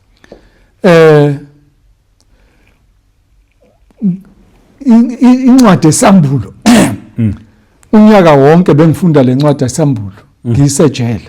Yes. Kukhona omunye ubhuti owayekhulile nje waseLamonti wakamaphumulo owayesebenza eLibrary wangiphathela nezinye incwadi lezi zama Watchtower kwakweyesingisi neyesizulu lezi ezibovu. Manje ke ngiyafunda la ngibheke nala ukuthi bachaza kanjani ngibheke ngiyakhuleka la ngiyafunda ngiyabheka hayi ngalendlela ukuthi ngathi mangifika kuSambulo chapter 12 ngafika kunesihloko la ngavele ngayikholwa khona lento esithi umbuso kaNkuluNkulu uzelwe emhlabeni. Umbuso kaNkuluNkulu uzelwe emhlabeni bese likhuluma ngalo wesifazane kwakunowesifazane owayembethe ingubo la enyaweni zakhe kukhona ilanga ekhanda kukhona umqhele wenkanyezi. So bese kuyachazwa ke yonke leyo ndaba izihamba iziyofika ekugcineni la ukuthi wayekhulelwe esenemhele kufanele ukuthi abelethe wathi makufanele abelethe engakabelethi gqi uDrago inyoka ebovu inyoka endala ifuna ukuthi athi mebeletha lo mntwana imshwabadele imuhle. Yes. Wathi ke engenkathi esebeletha uNkulunkulu umntwana afikanga laphansi wavela wamhlwitha bayombeka esihlalweni sakhe sani sobukhosi. Yabe sidinwa lenyoka isifuna ukulwa nowesifazane. Lo wesifazane ke siyazi ukuthi biblical makhulunywa ngowesifazane sekhulunywa ngani ngebandla. Yes. So yazingela lo wesifazane ifuna ukubulala yena ngalendlela ukuthi kwaze kwaphakama ingilosi Michael musufunda uverse 7 kwawuyena ozodefender lo wesifazane wayesethathwa eyofihlwa la afihlwa khona for 3.5 years. Yes. Ukubala ke kaNkuluNkulu akufani ke nokubala kobani kwethu. Yes. Manje incwadi esambulo ivele ingisuse ke esambulo iyongifaka kuDaniel. Lesa siprofeto sembuso izilo hayi mangisuka kuDaniel iyongifaka kubani iyongifaka kuIsaiah. Yebo. Mayingifaka la kuIsaiah ayike ngiyifunde yonke lento izikhande lesithombe esibonakalayo. Yes. Mase ngizophuma bese khuluma izwe emva phezulu endlebeni zami. Lithi uyabona ke uma ngabe ufuna isizwe senu sisinde sengifundise ukuthi umbuso mawuphuma uzokwakhiwa kanje mawufuna kumbuso wenu unifuna isizwe senu siphunyuke kulezi inkinga esibhekene nazo.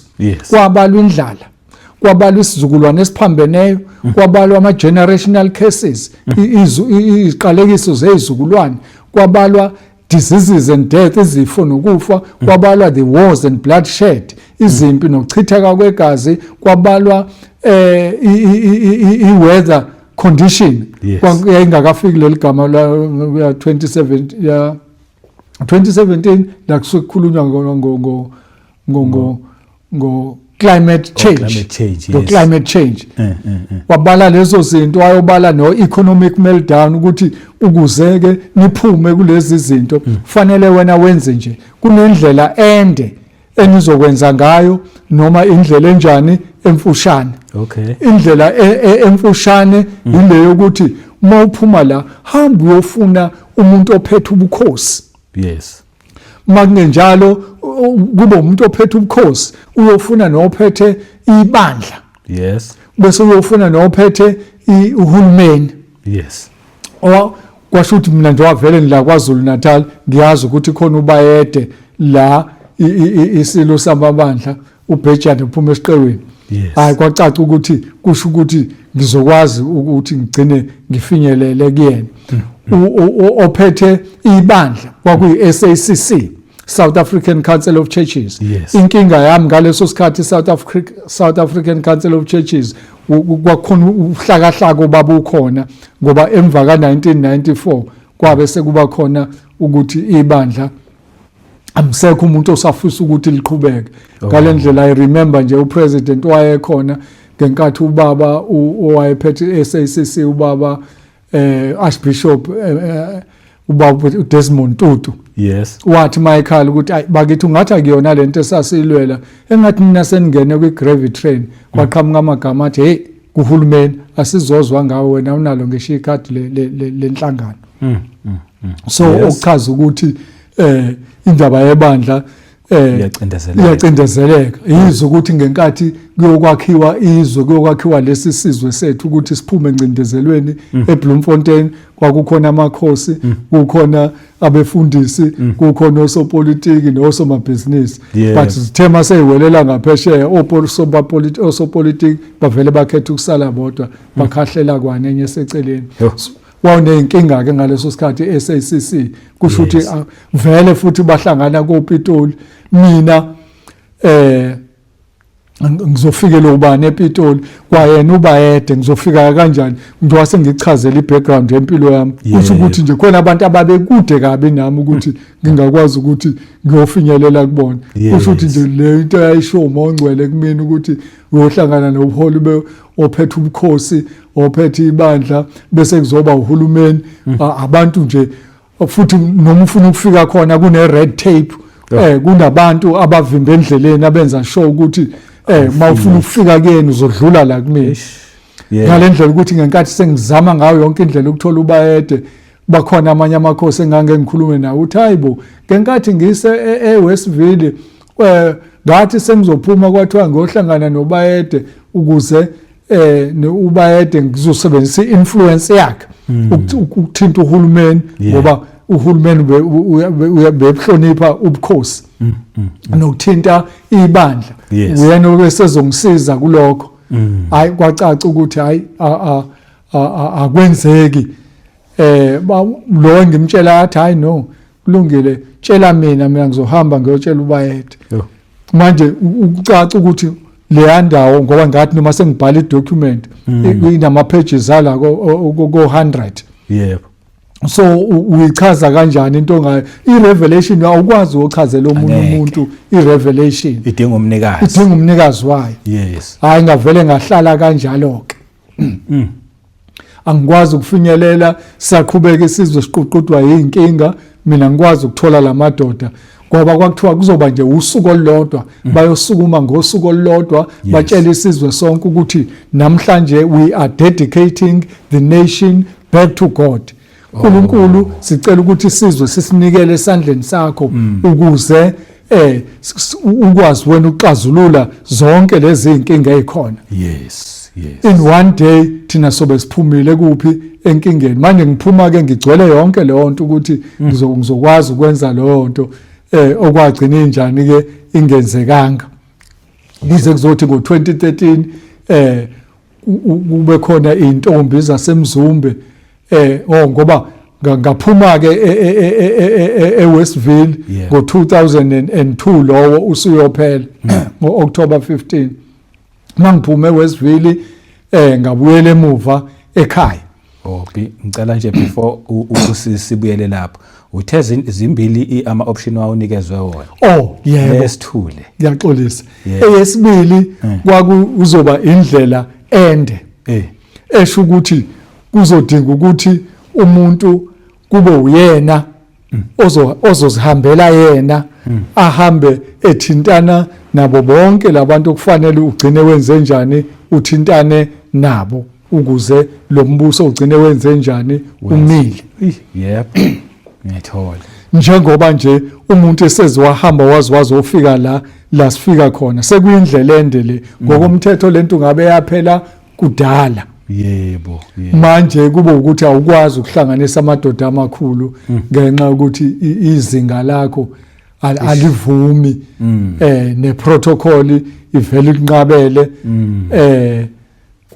manje sekufanele ngihambe ngifuna abantu abanomqondo onjani ofana nowami.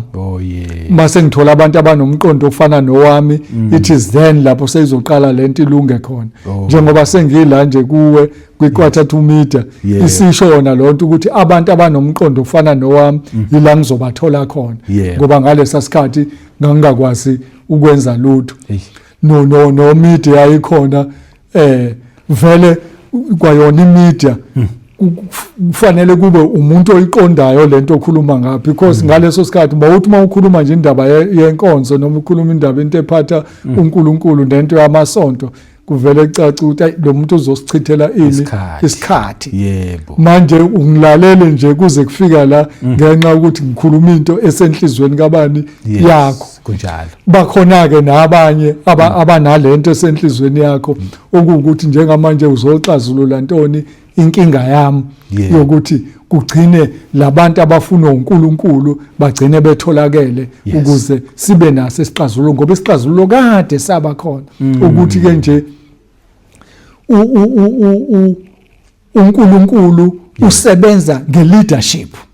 Ingakho kubalekile ukuthi ubuholo eninabo kube ubuholo bazana nobani noNkulunkulu, ngoba ubuholo obungazani noNkulunkulu niba nenkinga. Kanti zonke izinto ezingcolile zingena ngabo, nezinhle mayiphuma ziphuma ngabo. So uthola kuyoshayeka thina nje le phansi uma phezulu kukhona umnyango ovuliwe ongenisa izinto ezingcolileyo zizosingcolisa sonke umuntu. Kanti uma phezulu kukhona abantu abathanda iqiniso, abathanda uNkulunkulu, abathanda ukumela iqiniso. Ngene izinto ezinjani ezilungileyo zehle njalo zize ziyofika kubantu kuphi phansi. Kunjalo. So kuzo zonke ke le inhlanga kule inhlaka uNkulunkulu asezibalile, kusho ukuthi kuzodinga ukuthi ke manje kube khona into yokuthi siyahlala nabo phansi sibonisane for the sake of the nation. Kunjalo ukuthi ngenxa yesizwe esibhubhayo kodwa sine isixazululo sibe sazi ukuthi sikhona. Abantu ekufanele basivumele ukuthi uNkulunkulu angene azokwenza umsebenzi, ubuholi bomdabu, amakhosi, ubuholi bezenkolo, abefundisi, ngokwahlukana kwabo ke ngoba namagama ahlukahlukene. Bese kuzoba uholi bukahulumeni. So yilabo abantu ke njengoba sesize safika la sifika khona nje engikholwayo ukuthi uNkulunkulu uzokwazi ukubathinta, bese kuba bonke ke abanye uNkulunkulu akhulumile kubona, kodwa manje kucaca ukuthi sama individuals uma uwedwa ayikho into ozoyenza. Kunjalo nomunye mayedwa akekho into ozoyenza. Ngize ngikhumbule leli verse ekuyivesi lasekhaya uGenesis chapter 11 uverse 6 othi bheka bonke basizwe sinye futhi bakhuluma ulimi olulodwa, yikho abaqala ngakho manje ngeke besavinjwa umuntu kuko konke abahlosa ukwenza. Kusho ukuthi lento yeunity nokuba umqondo omunye inamandla. Ngoba uNkulunkulu usho lamagama nje ubheka uverse 5 kuyena lo Genesis 11 uthi uNkulunkulu ukhuluma noMoya oNgcwele nenkosi uJesu uthi asehle siye emhlabeni siyobona the city, idolobha eselakhiwa abantwana babantu. Usho idolobha linjani alikho. Babe sakhulumile nje ukuthi uyabona ke njengoba uNkulunkulu ethi asihlakazeke esigcwala umhlaba wonke uyadlala ngeke ayibone lonto, sifuna ukuya kuyena sokwakho umbhoshongo lathina isihloko sakho siyaphezulu kuyena uthi isihloko sakho umbhoshongo waseBhabhela. Kusho ukuthi la kwaqala khona indaba yani yo democracy ukuthi uNkulunkulu athi ziyale kuthi asiyilapho siyale thina sizobuza ukuthi usigcwalisa umhlaba thina sifuna wena asikwa lapho. Besakhulumile ngenxa ukuthi babekhuluma ngazwi linye bevumelana wavele uNkulunkulu walibona idolobha selakhiwe, this city lombhoshongo nedolobha inamandla lento ngikulalela. Hallelujah. Amen. Hallelujah. Hayi emva kaloko kwahluleka ngisho ukuzibamba ukuthi hey wemadoda uyabona abantu mase behlangene kanje ngeke usabathinta. Yebo. Ingakho la ngesikhathi somzabalazo kwakuba khona umuntu okhulumayo lapha phambili asho asinayikhala asinalutho sivele sidumela amatshe sebantwini abaphethe ibhamu. Yebo. Ngoba manivumelene. Masenivumelene. Yebo. Nempela ngoba saze safika nje saphumelela emzabalazweni kwangekho zikhali kwakuyini ukuvumelana. Oh yeah. Inakala indaba mangabe sesiwelela ngaphesheya ke kwasaqala zaphela ivumelwano base kuvele ke njoba sisekulesimo esibhekene naso but ngiyakholwa ukuthi uNkulunkulu uzosiza amadoda amakhulu ayibone le ndaba ukuthi no asiphinde sibuyisele isizwe uNkulunkulu njengoba uNkulunkulu wayesho njalo. Hayi vela nisilethe kumina nje mina ngizobona ukuthi ngenze njani ngaso. Isolution out ayikho khona kule nkinga esibhekane nayo. Hayi futhi ngelanga elilodwa nje uNkulunkulu angayisa. In one day amadoda amathathu nje okumele abe khona. Abe khona. Yes. Bathi siyavuma. Baba asenzanga kahle la nala. Sicela uxolo. Sibisese kunxusa ke manje ukuthi sisize. Uthathe lesi sizwe usibuyisele kuwe. Yebo. Then thina sizoba abafana bakho noma sizoba ngabantu bakho ama-stewards okuyiwona azothatha lesi sizwe ke physically ngokwasenyameni sobekwa la kufanele sifike khona. So simple, as easy as all that.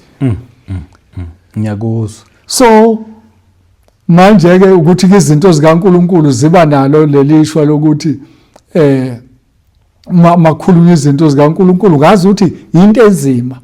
Buka even indaba yokona it doesn't matter ukuthi izono zakho zingakanani noma ngabe wabulala 500 wabantu noma 1000 noma 5000 uma usuya kuNkulunkulu wethu baba ngicela uxolo. Ngiphethile nala. It is as easy as all that uNkulunkulu avela. Suthethelelo as easy as ngendlela asithanda ngayo hey le ndoda uyasithanda. Usithanda sesibhedda sinjalo. Yes kunjalo. Ufuna thina sihlangane sibe munye wase saba munye yena yangenelela isizwe salapheka. Sisalapheka isizwe. And uyibalile inkinga ipoverty. Ipoverty ubumpofu. Yep. Isizukulwane esiphambeneyo. Njengoba ubona nje ukuthi kunjalo abantu awazi noma intembi yona ethandwa ukwedlula. Sigcina sekuyithina esinamahloni esithanda izinto ezilungileyo ngoba abantu intembi nje bavele bayenze in the open. Kusho ukuthi sesiyisona nje leso zizukulwane esiphambeleyo kube iqalekiso zezizukulwane ngoba kunezona ezenziwa okhokho bethu ekufanele mase sirepenta sisihlehlele emuva kokhokho bethu ukuthi hey okhokho bethu benza ukuthi nokuthi ayilungiswe le ndaba then uNkulunkulu ayilungise kuzoba izifo nokufa. Njengoba abantu izifo zizenzela ukuthi even lezi ekuthiwa zilapheka ayikho into engalapheki. Ithina the moment sahlangana saNkulunkulu Nkosi asazi ukuthi sizoyithini le. Uyazi he knows. Qinisile. Ake ngomzimba unitho uyena mawufunda lapha uJeremiah chapter 1 uverse 5 uthi ngakwazi usesesweni sikama wakho useyihlule ngakhetha I appointed you and I chose you and appointed you as a prophet. Usazi sonke akumuntu angamazi. Yebo. So izifo nokufa kunciphe le ndaba yokuthi kufiwa kangaka nje. Kube izimpi nochitheka kwegazi. Kuzoba indaba ye-climate change. Njengoba abantu sebengcole ngalendlela ukuthi bayakwazi ukumanipulate i-weather system benze imkhuba kuvele kuqhamuka amazulu ongawazi ukuthi aqhamukaphi kuqhamuka imbani kuqhamuka imvula kuqhamuke yonke into evele ifike ngesankahlo. Uzothola ukuthi okuningi akwenziwe uNkulunkulu ngalendlela okwenzeka ngayo. Nabantu they manipulate ilokhuzana i-ecosystem mabeyishala lapha phezulu bese kunakala izinto abesethi uNkulunkulu ke Eish. ngizoniyeka. Yebo. Wake wangiyeka mina. Wangiyeka. Nawe ungalaleli. Ngingalaleli. Wangiyeka. It was 2019. Ngagula into ongazange uzuyibone. Mangiqeda lokugula egcineni ngiyambuza uNkulunkulu. Kwaze kwafika amadoda amathathu ayihambe ekhuluma ethi ngeke sivume nomntwana wethu ukuthi abulawe isitha. Ngicela siqale nje ukuthi kwakwenze njani uzungalaleli.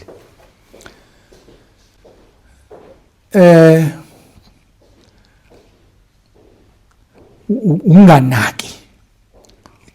Uthunyiwe unganaki. Uthunyiwe. Yes. Unganaki. Oh. Ngoma ukuze ikwazi ukuyichaza kahle. Mase kufika isikhathi la sengisinda. Emva kokukhuluma kwalamadoda amathathu. Bese ke ngiyambuza mina uNkulunkulu ukuthi hayi mnganami sahamba nawe distance ende kangaka manje wena usuyangiyekela nje ngingena kulesimo engena kusona kwenzekeni konakele kuphi.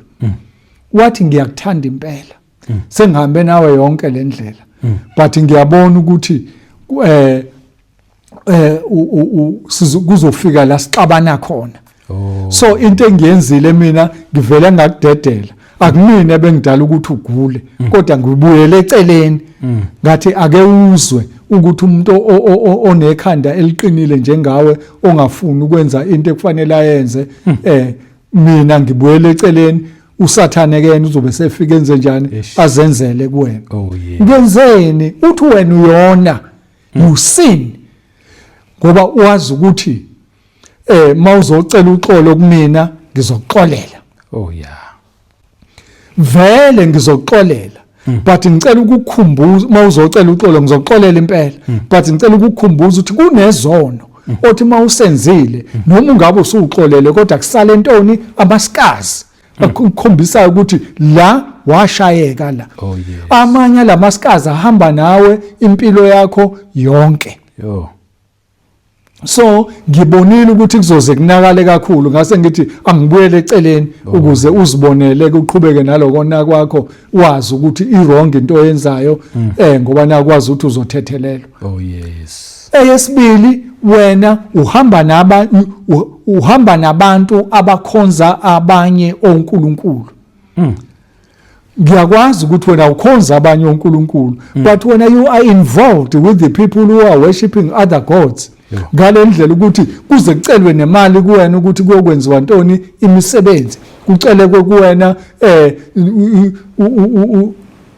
ukuthi iba involved angithi ekhaya ngaleso sikhathi ndoba kwase kushone wonke umuntu wasekhaya abafowethu kusho ukuthi sekuyimina okhona. So makwenziwa imisebenzi la ekhaya kukhona into ethi hayi njengokuthi wena ususele njengomfana la ekhaya wena ufanele uyoshisa impepho wenze zonke lezi zinto. Uthola ukuthi kona ke ngangezinqaba lezo zinto enjalo kodwa mangabe befuna imali yokwenza lemisebenzi mina bengiyikhipha imali makufuneka ngishizitsha amabhodwe ngoba kunezitsha eziningi ezikhona ekhaya unkosikazi wasithola ukhipha amabhodwe ukhipha yonke kodwa nalapho siyaya ngoba phela sibalekela lento ukuthi kuzothiwa mawuhlangene umndeni thina siloku sikhiphe eceleni sizenze ngazuthi siyizinto ezingcono. Emva kaloko ayike yashinduka kumina ngagcina sengimtshelile usisi inkosazana kwethu ngoba uyena obese khona abanye bengasekho ngithi sisi ngiyacela ningasangifaka ngempela kulezi zinto zamasiko because njoba ngicishe ngafa nje ngimbuzile mina uNkulunkulu ukuthi ngoba bekutheni wangitshela oqala wena uyona ngoba wazi ukuthi uzoxolelwa vele ngizoxolela but be careful ukuthi kunezono othi mawusenzile sikushiye unezibazi ekhombisa ukuthi wadlula la.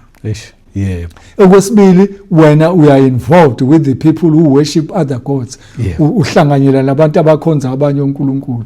So ngiyacela manje sisi ningasangifaka ngempela kulezi zinto awuseswa understand ngoba vele nangesikhathi esingaphambili ngendlela mina engikhule ngayo bekuthi makuhlangene umndeni sebefuna ukungifaka kulezi zinto kuba uyena usesoloku engikhulumela.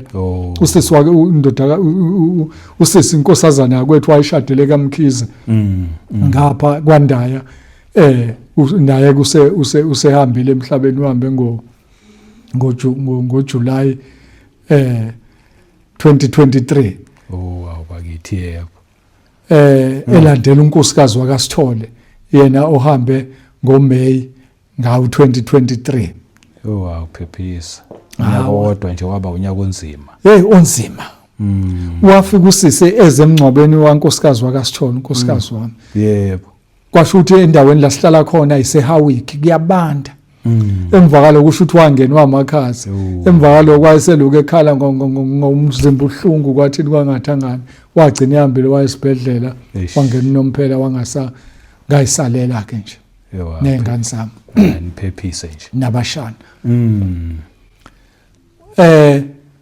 idluleke leyo ngisathi ngilalele leyo yokuthi ke phuma kulezi zinto hayi bese ngivuma ngayo inkosi ngiyaxolisa ngenza iphutha impela ngiyaphuma ngempela nje wangase ngireporta ke emva kwaloko abuye ngoMarch wona uMarch lo 2019 nebuya ngoMarch 2019 usezothi kumina kuna wena wagcotshwa abantu bakugcoba bakwenza umfundisi ngishiyile ke le ngoba ngenkathi ngiphume eWestville ngo2003 ngagcotshwa ngenza umfundisi kuthe ngo2012 ngagcotshwa ngenza ubishop sethi ke wena wagcotshwa wenza umfundisi mina ngithi awuyena umfundisi uyavuma noma uyaphika ngithi mina hayi ngiyavuma wathi kulungile ngo2012 wena wagcotshwa wenza ubishop uyavuma noma cha mina ngithi awuyena ubishop wena uyavuma lento engishoyo ngithi mina ngiyavuma athi kulungile wanyamalala 2-3 days later wabuya hayi ke sengizokutshela ukuthi ubani ke manje mayisefika la uthi ke wena wisigijimi you are a messenger ngayibuka lento messenger uyavuma ngithi yebo ngiyavuma kodwa kukhona lento ngokwasezweni angithi ngiyayazi messenger ukuthi ubani lo umuntu nje emsebenzini othunywa iposi athunywe lokho athunywe lokho mina ngicabanga ukuthi into encane leyo kanti usezongifaka la enhlizweni yakhe ukuthi sengizoba yini manje inhliziyo yakhe insila yenkosi umuntu oyinsila yenkosi lo muntu ukuthi inkosi mayi ikhothama kuthiwe naye akayondlalela inkosi kusho ukuthi nganginikeza iposition ephezulu kabi kodwa manje leli gama le messenger angilizwa kahle ile gama liqhamusukela qhamuka labaphansi kusho ukuthi mhlawumbe bese kumjabulisa ukuthi mangabe ehlangele obishop nami ngizoyihleli lapha nawe uzizwe nawe hayi bona igqoko zami engazejoza uphapha bakithi ngenxa yegama yebo bese ke ngivume ke yebo ngibe ile messenger bese kuthi there and then ngisagula amandla wekho kube khona umhlangano wabafundisi owawukhona bese kufanele ukuthi ngihambe ngiyobatshela ukuthi hey bakithi angiseyona lento angisengumfundisi angisengubishop kodwa sengiyini sengiyimessenger nje isigijimi sikaNkuluNkulu athi mangabe efuna ukukhuluma athume lowo muntu ukuthi ayihambe uyothu kwaukuthi nokuthi mhlambe ke nani njengabantu makukhona into engifisa ukuthi ifike kuNkuluNkulu nami ngizoyithatha ngiyise ukuthi isizwe siyakhala la kanje kanje.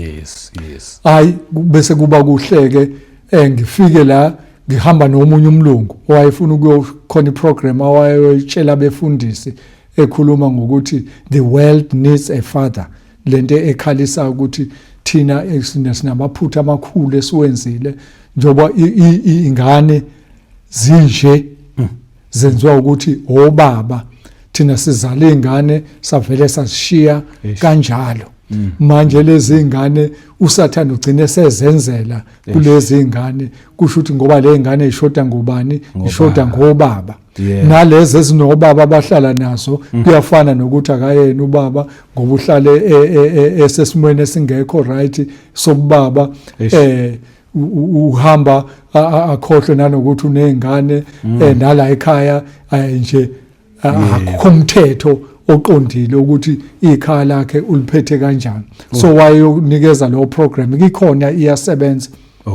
the world needs a father ukuthi ke sekufika isikhathi la inhliziyo zabantwana ngisho kushuwa kumalakhe fanele zibuyele koyise nenhliziyo zoyise zibuyele kubantwana.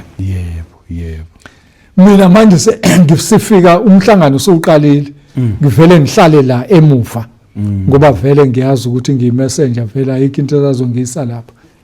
Bese ke bale bethumela hayibo Bishop Sithole woza phambili Bishop Sithole woza phambili baze bagcina sebethuma umfundisi uShange ukuthi akeza azongithatha.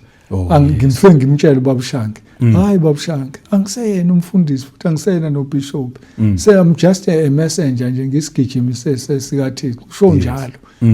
Manje ngeke ngisafithi ukuya lapha phambili la kuhleli khona amadoda amakhulu. Hayi kucaca ukuthi hayi abayizwa kahle bese kudinga ukuthi ngihambe ngiyocela umbhobho ngichaza ukuthi hayibo ngibona sengilapha emuva nje umoya kaNkuluNkulu ufikile mina ezongitshela ukuthi hayi angiseyena umfundisi futhi angiseyena ubishop wangibuza ukuthi ngiyayivuma lo ngathi mina ngiyavuma. Yebo. Ngabe usothi kumina cha sengizoba isigijimi nje sikaNkuluNkulu senjoba ngihleli lapha nje emuva ngihlele endaweni engifanele impela. Hayi bese beyangiyeka ke. I remember ubaba umfundisi uNgcamo wazi wafika nasemsebenzini ngithi kwakumsombuluko noma lesibili ezothi la ubaba uJobe phela noma ngabe ke usuyisigijimi kodwa ke kufanele ufake nje noma ingubo emhlophe mawuyeka lezi ingubo zobishop ngithi mina ayizange iphathe kwale ingubo emhlophe. Yebo. So nje ngicela ukuthi ngivele ngibe njena nje ngibe lento ayishilo. Ngoba uyazi ukuthi nje wabekhuluma kanje ube ukusholani lokho akashonga ukuthi kurongo kuba umfundisi ashonga ukuthi kurongo kuba ubishop uthe mina angiseyona lo angisengumfundisi angisengubishop sengisigijimi sakhe. Yep. So ngamukela lokho hayi bangamukela ke kwadlula kanjalo ke. Yes. Kodwa kulezi zinto mayelana nohambo lwami kuma encounters with God ngoba okokuqala lokho kwa 1996 ngoAugust mhla ka9 okwesibili lo 2001 2003 sekuthiwa ngihambe ngiyokwakha ngiyo-establisha the kingdom of the will of God and his righteousness ngokwakha umbuso wentando kaNkuluNkulu nokulunga kwakhe. Okwesithathu sekuyiloko kokuthi ngo-2011 athi kumina kwakuNovember hamba utshela umndeni wakho ukuthi uma ngabe sekuhlukana unyaka nizahlule kwabanye abantu nibuyele eceleni ngizofika mina ngithathe nomndeni wakho nginiphakamise ngeingalo ngiyontshengisa ukuthi khonani ezweni lesethembiso. Uyenza nje lento ngoJanuary wona u2011 lowo ngomhla ka2 mina ngangithi ngithatha ngiyahamba ngiyofuna itruck egijima kakhulu ingifahlaza ngoba impilo yami uNkulunkulu wangitshela ukuthi angakho umbuso wentando yakhe emhlabeni nalabantu ayethe ngiyoxhumana nabo akuxhumaneki impilo yami futhi iyabheda. I remember nje abantwana bami base university ngaleso sikhathi bengabathola ama results bejabuliswa nje ukuthi siyazi ukuthi siphasile kodwa ama results aphumi ngoba banjani abakhokhile. Okwangilimaza kakhulu mase ngihamba ngiya kulabo ababolekisa ngeimali bayishaya imshini amalamba lokho ekhanye ebufu. Manje mase ngiphuma la ngithi kusho ukuthi ukuyibulala kwami kwakuzoba ukuthi ngilwa noNkulunkulu ukuthi kutheni ngithi ngumntwana wakho ngitshelwa abantu abangakholwa ukuthi I worth nothing. Ngoba phela uma ngabe sekuthiwa ngeke usakwazi ukuthola nesent kusho ukuthi usu-useless lo kwangempela. Ngempela yebo. Angimtsheli abantwana abahambile bavakashele kamama omncane wabe eMlazi uThandi mina ngihleli nonkosikazi wala ekhaya. Uphandle lapha uyaklina mina ngihleli kusofa e-sitting room ngikhuluma noNkulunkulu uthi uyabona ke manje ngizophuma la ngoba uyinakile indaba yami ngishone kule endlini encane khona indle ngaphandle 7 quarters ngifike ngikhuleke khona kusho ukuthi nakhona lapho ngizokujowa ngiyokhuleka ngiyoblame uNkulunkulu ukuthi isimo sami sibheda nje wena akanginakile. Bese ngisuka ngiya emgaqweni sihlale sipark ngiyofuna itruck le enkulu kunazo zonke oshkhoshi egijima kakhulu ivele ngihlafaza. Emva kaloko ngasukuma mawuzosukuma ngasukuma e-sitting room kufanele ngiyodlula e-kitchen ngathi mangise kitchen la khuluma izwi enhlizweni yami wemfana wami ngithi baba awungiphindela uyapi hayi ngenxa ukuthi isimo sempilo asingivumeli usathane uyangidelela uthi I worth nothing kusho ukuthi ke kungcono ngivele ngenze nje nawe baba awunginakile kungcono ngivele ngenze njani ngife angiphendule hayi ngiyakuzwa into engicela ukukutshela yona ayoqala le ngangikuthume yona wenze njani what did you do ngangithe hamba uyo-establish ikingdom uyothintana namadoda amakhulu aphethe umbuso aphethe izwe hayi baba ngahluleka ngenxa yesimo sami ngagcina sengibona ukuthi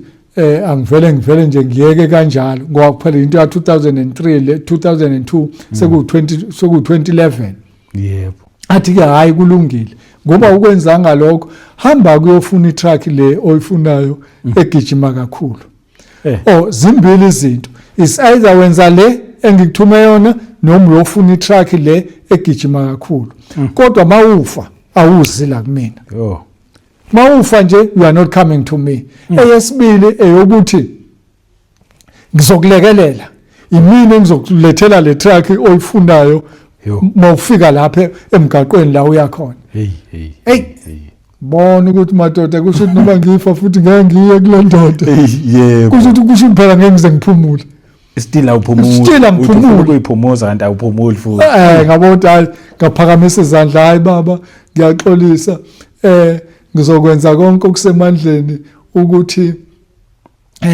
ngiyenze lento oyishoyo athi kulungile ngisuke ngiphindele kwababolekisa ngemali ngifuna imali iphuma imali miphuma le mali ngikwazi ukukhokhela abantwana esikoleni aphuma ama results bese ke ngihleli la ngithi kwako February March ngihleli la ngibuka iTV kukhona umfundisi wayishumayela ubaba umkwena wangapha eBloemfontein akhuluma bese ethi woza ngikubambe ngesandla ngikuyise lapho kukhona ini izinto zakho caca ukuthi ngiyayizwa lento eshunyayelwa ile ndoda engathi ngiyayidinga ngoba ngiyafuna ukwazi ukuthi zikuphi kanti into zami zifihlwe kuphi bese shiya phone number ukuthi ke nazi inamba kufanele nifonele kuzona ngathi ngiyayifonela le number eyomuntu wase Newcastle hayi abesethi ngizokuzamela engathi ukhona umuntu ongalapho ngakunina ePortshepstone ohlala egama lakhe ngizokutholela yena awagcine sengitholela inamba yakhe ngamfonela satholana wathi hayi vele impela kule weekend nje ngiyahamba ngeBloemfontein khona intaba abanayo ngapha eBloemfontein ngisuke mina bese ngithola imali ngivele nemali yokugibela yayikhona ngwaphela imali bese iphumile ngikwazi ukugibela ngize ngiyofika kuphi khona lapha eBloemfontein masifika lapha ya hayi ngithola ukuthi lo baba akekho kube khona izinto abazenzayo nje bese bethi hayi hamba uzokhuleka njalo ngo8 ufanele ugeze bese uyakhuleka ngo8 ebusuku hayi ngale kusho kwaloko kwangisiza nje ukuthi kube iroutine ezongenza ukuthi ngazi ukuthi mhlambe emvakalo umkhuleko khona into ezokwenzeka hayi kuphinde kumenyezela ukuthi kuzoba nenkonzo yephasika ezobe ikhona lapho khona intaba abayithengile asize ngabe sengicela unkosikazi wakasithole ngithi asambe nawe saphinda sahamba nalabazalwane sashona khona lapho safika saphuma ekseni ngo6 saphuma ngale ndlela ephuma ngako Eastern Cape Aliwal North saphuma ngemva kweBloemfontein saqhamuka sesiqhamuka ngale ngaphesheya sahamba sasayofika safika ntambama kwako 5 liyoshona ilanga bahlala laba bathi bakhathele kwasho ukuthi mina ngendlela engilangazelele ngayo ukuthi kulunge into zami ngeke ngihlale ngakhuphuka ngaye entabeni ngayizungeza 7 times ngikhuleka ngizungeza hayi ngabuyela emuva salala emotweni savuka sageza ubuso ngamanzi saphinda ngabashiya futhi bengakaqedi bona ngaphinda khona wathi efika unkosikazi wakasithole mina intaba sengizungeze 21 times ngase ngisuka mangiceda 21 times ngizungeza ngikhuleka ngayoma esenta yentaba la esenta yentaba kunamatshe kunesibaya esikhona engazuthi iziko ngama la eduze kwaleli iziko ngithe ngisamile lakhuluma izwi lithi wemfana wami ngithi mina baba ufunani la hayi baba ngizela ukuthi mhlawumbe into zami zingase zilunge uma ngabe sengifike kule ndawo lithi kizwe hayi mina ngithi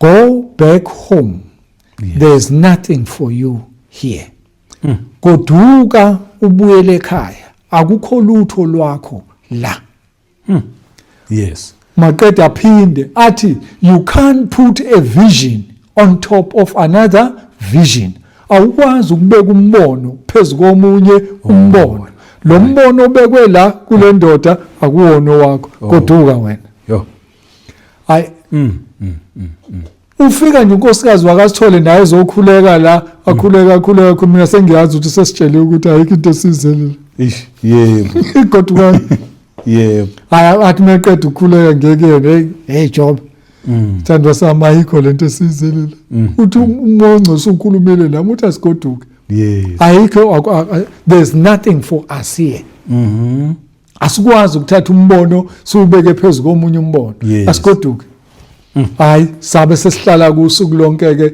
silindele ukuthi masebeqedile labazalwane esihamba nabo bese sibuyela emuva ekhaya yebo kuthe ngoJuly ngiphinde ngithinta omunye umngani wami wakanzama bona ke bakhonza eChibini abazali abangani bami bangithanda futhi bayazi ukuthi khona into ebekwe la kumina ingakho magula mina sigula sonke nabo abesethi ngeke mfowethu uyabona nje impilo yethu ingayiphambili nje sivinjwe wena ake sihambe nawe siye Claremont enkonzweni kaJuly eChibini mhlambe wena ikhona into abazofika bayibone kuwena ibisikwazi ukuthi mawuyenza sisizakala umuntu yebo hayi sihambe mase sifikile lapha hayi sigcineke singene eChibini kwasho ukuthi izulu lalini so sasingena sibabaningi siwelele ngaphesheya mawusuka lapho ubusukhuphuka phezulu sasuka lapho saphezulu entabeni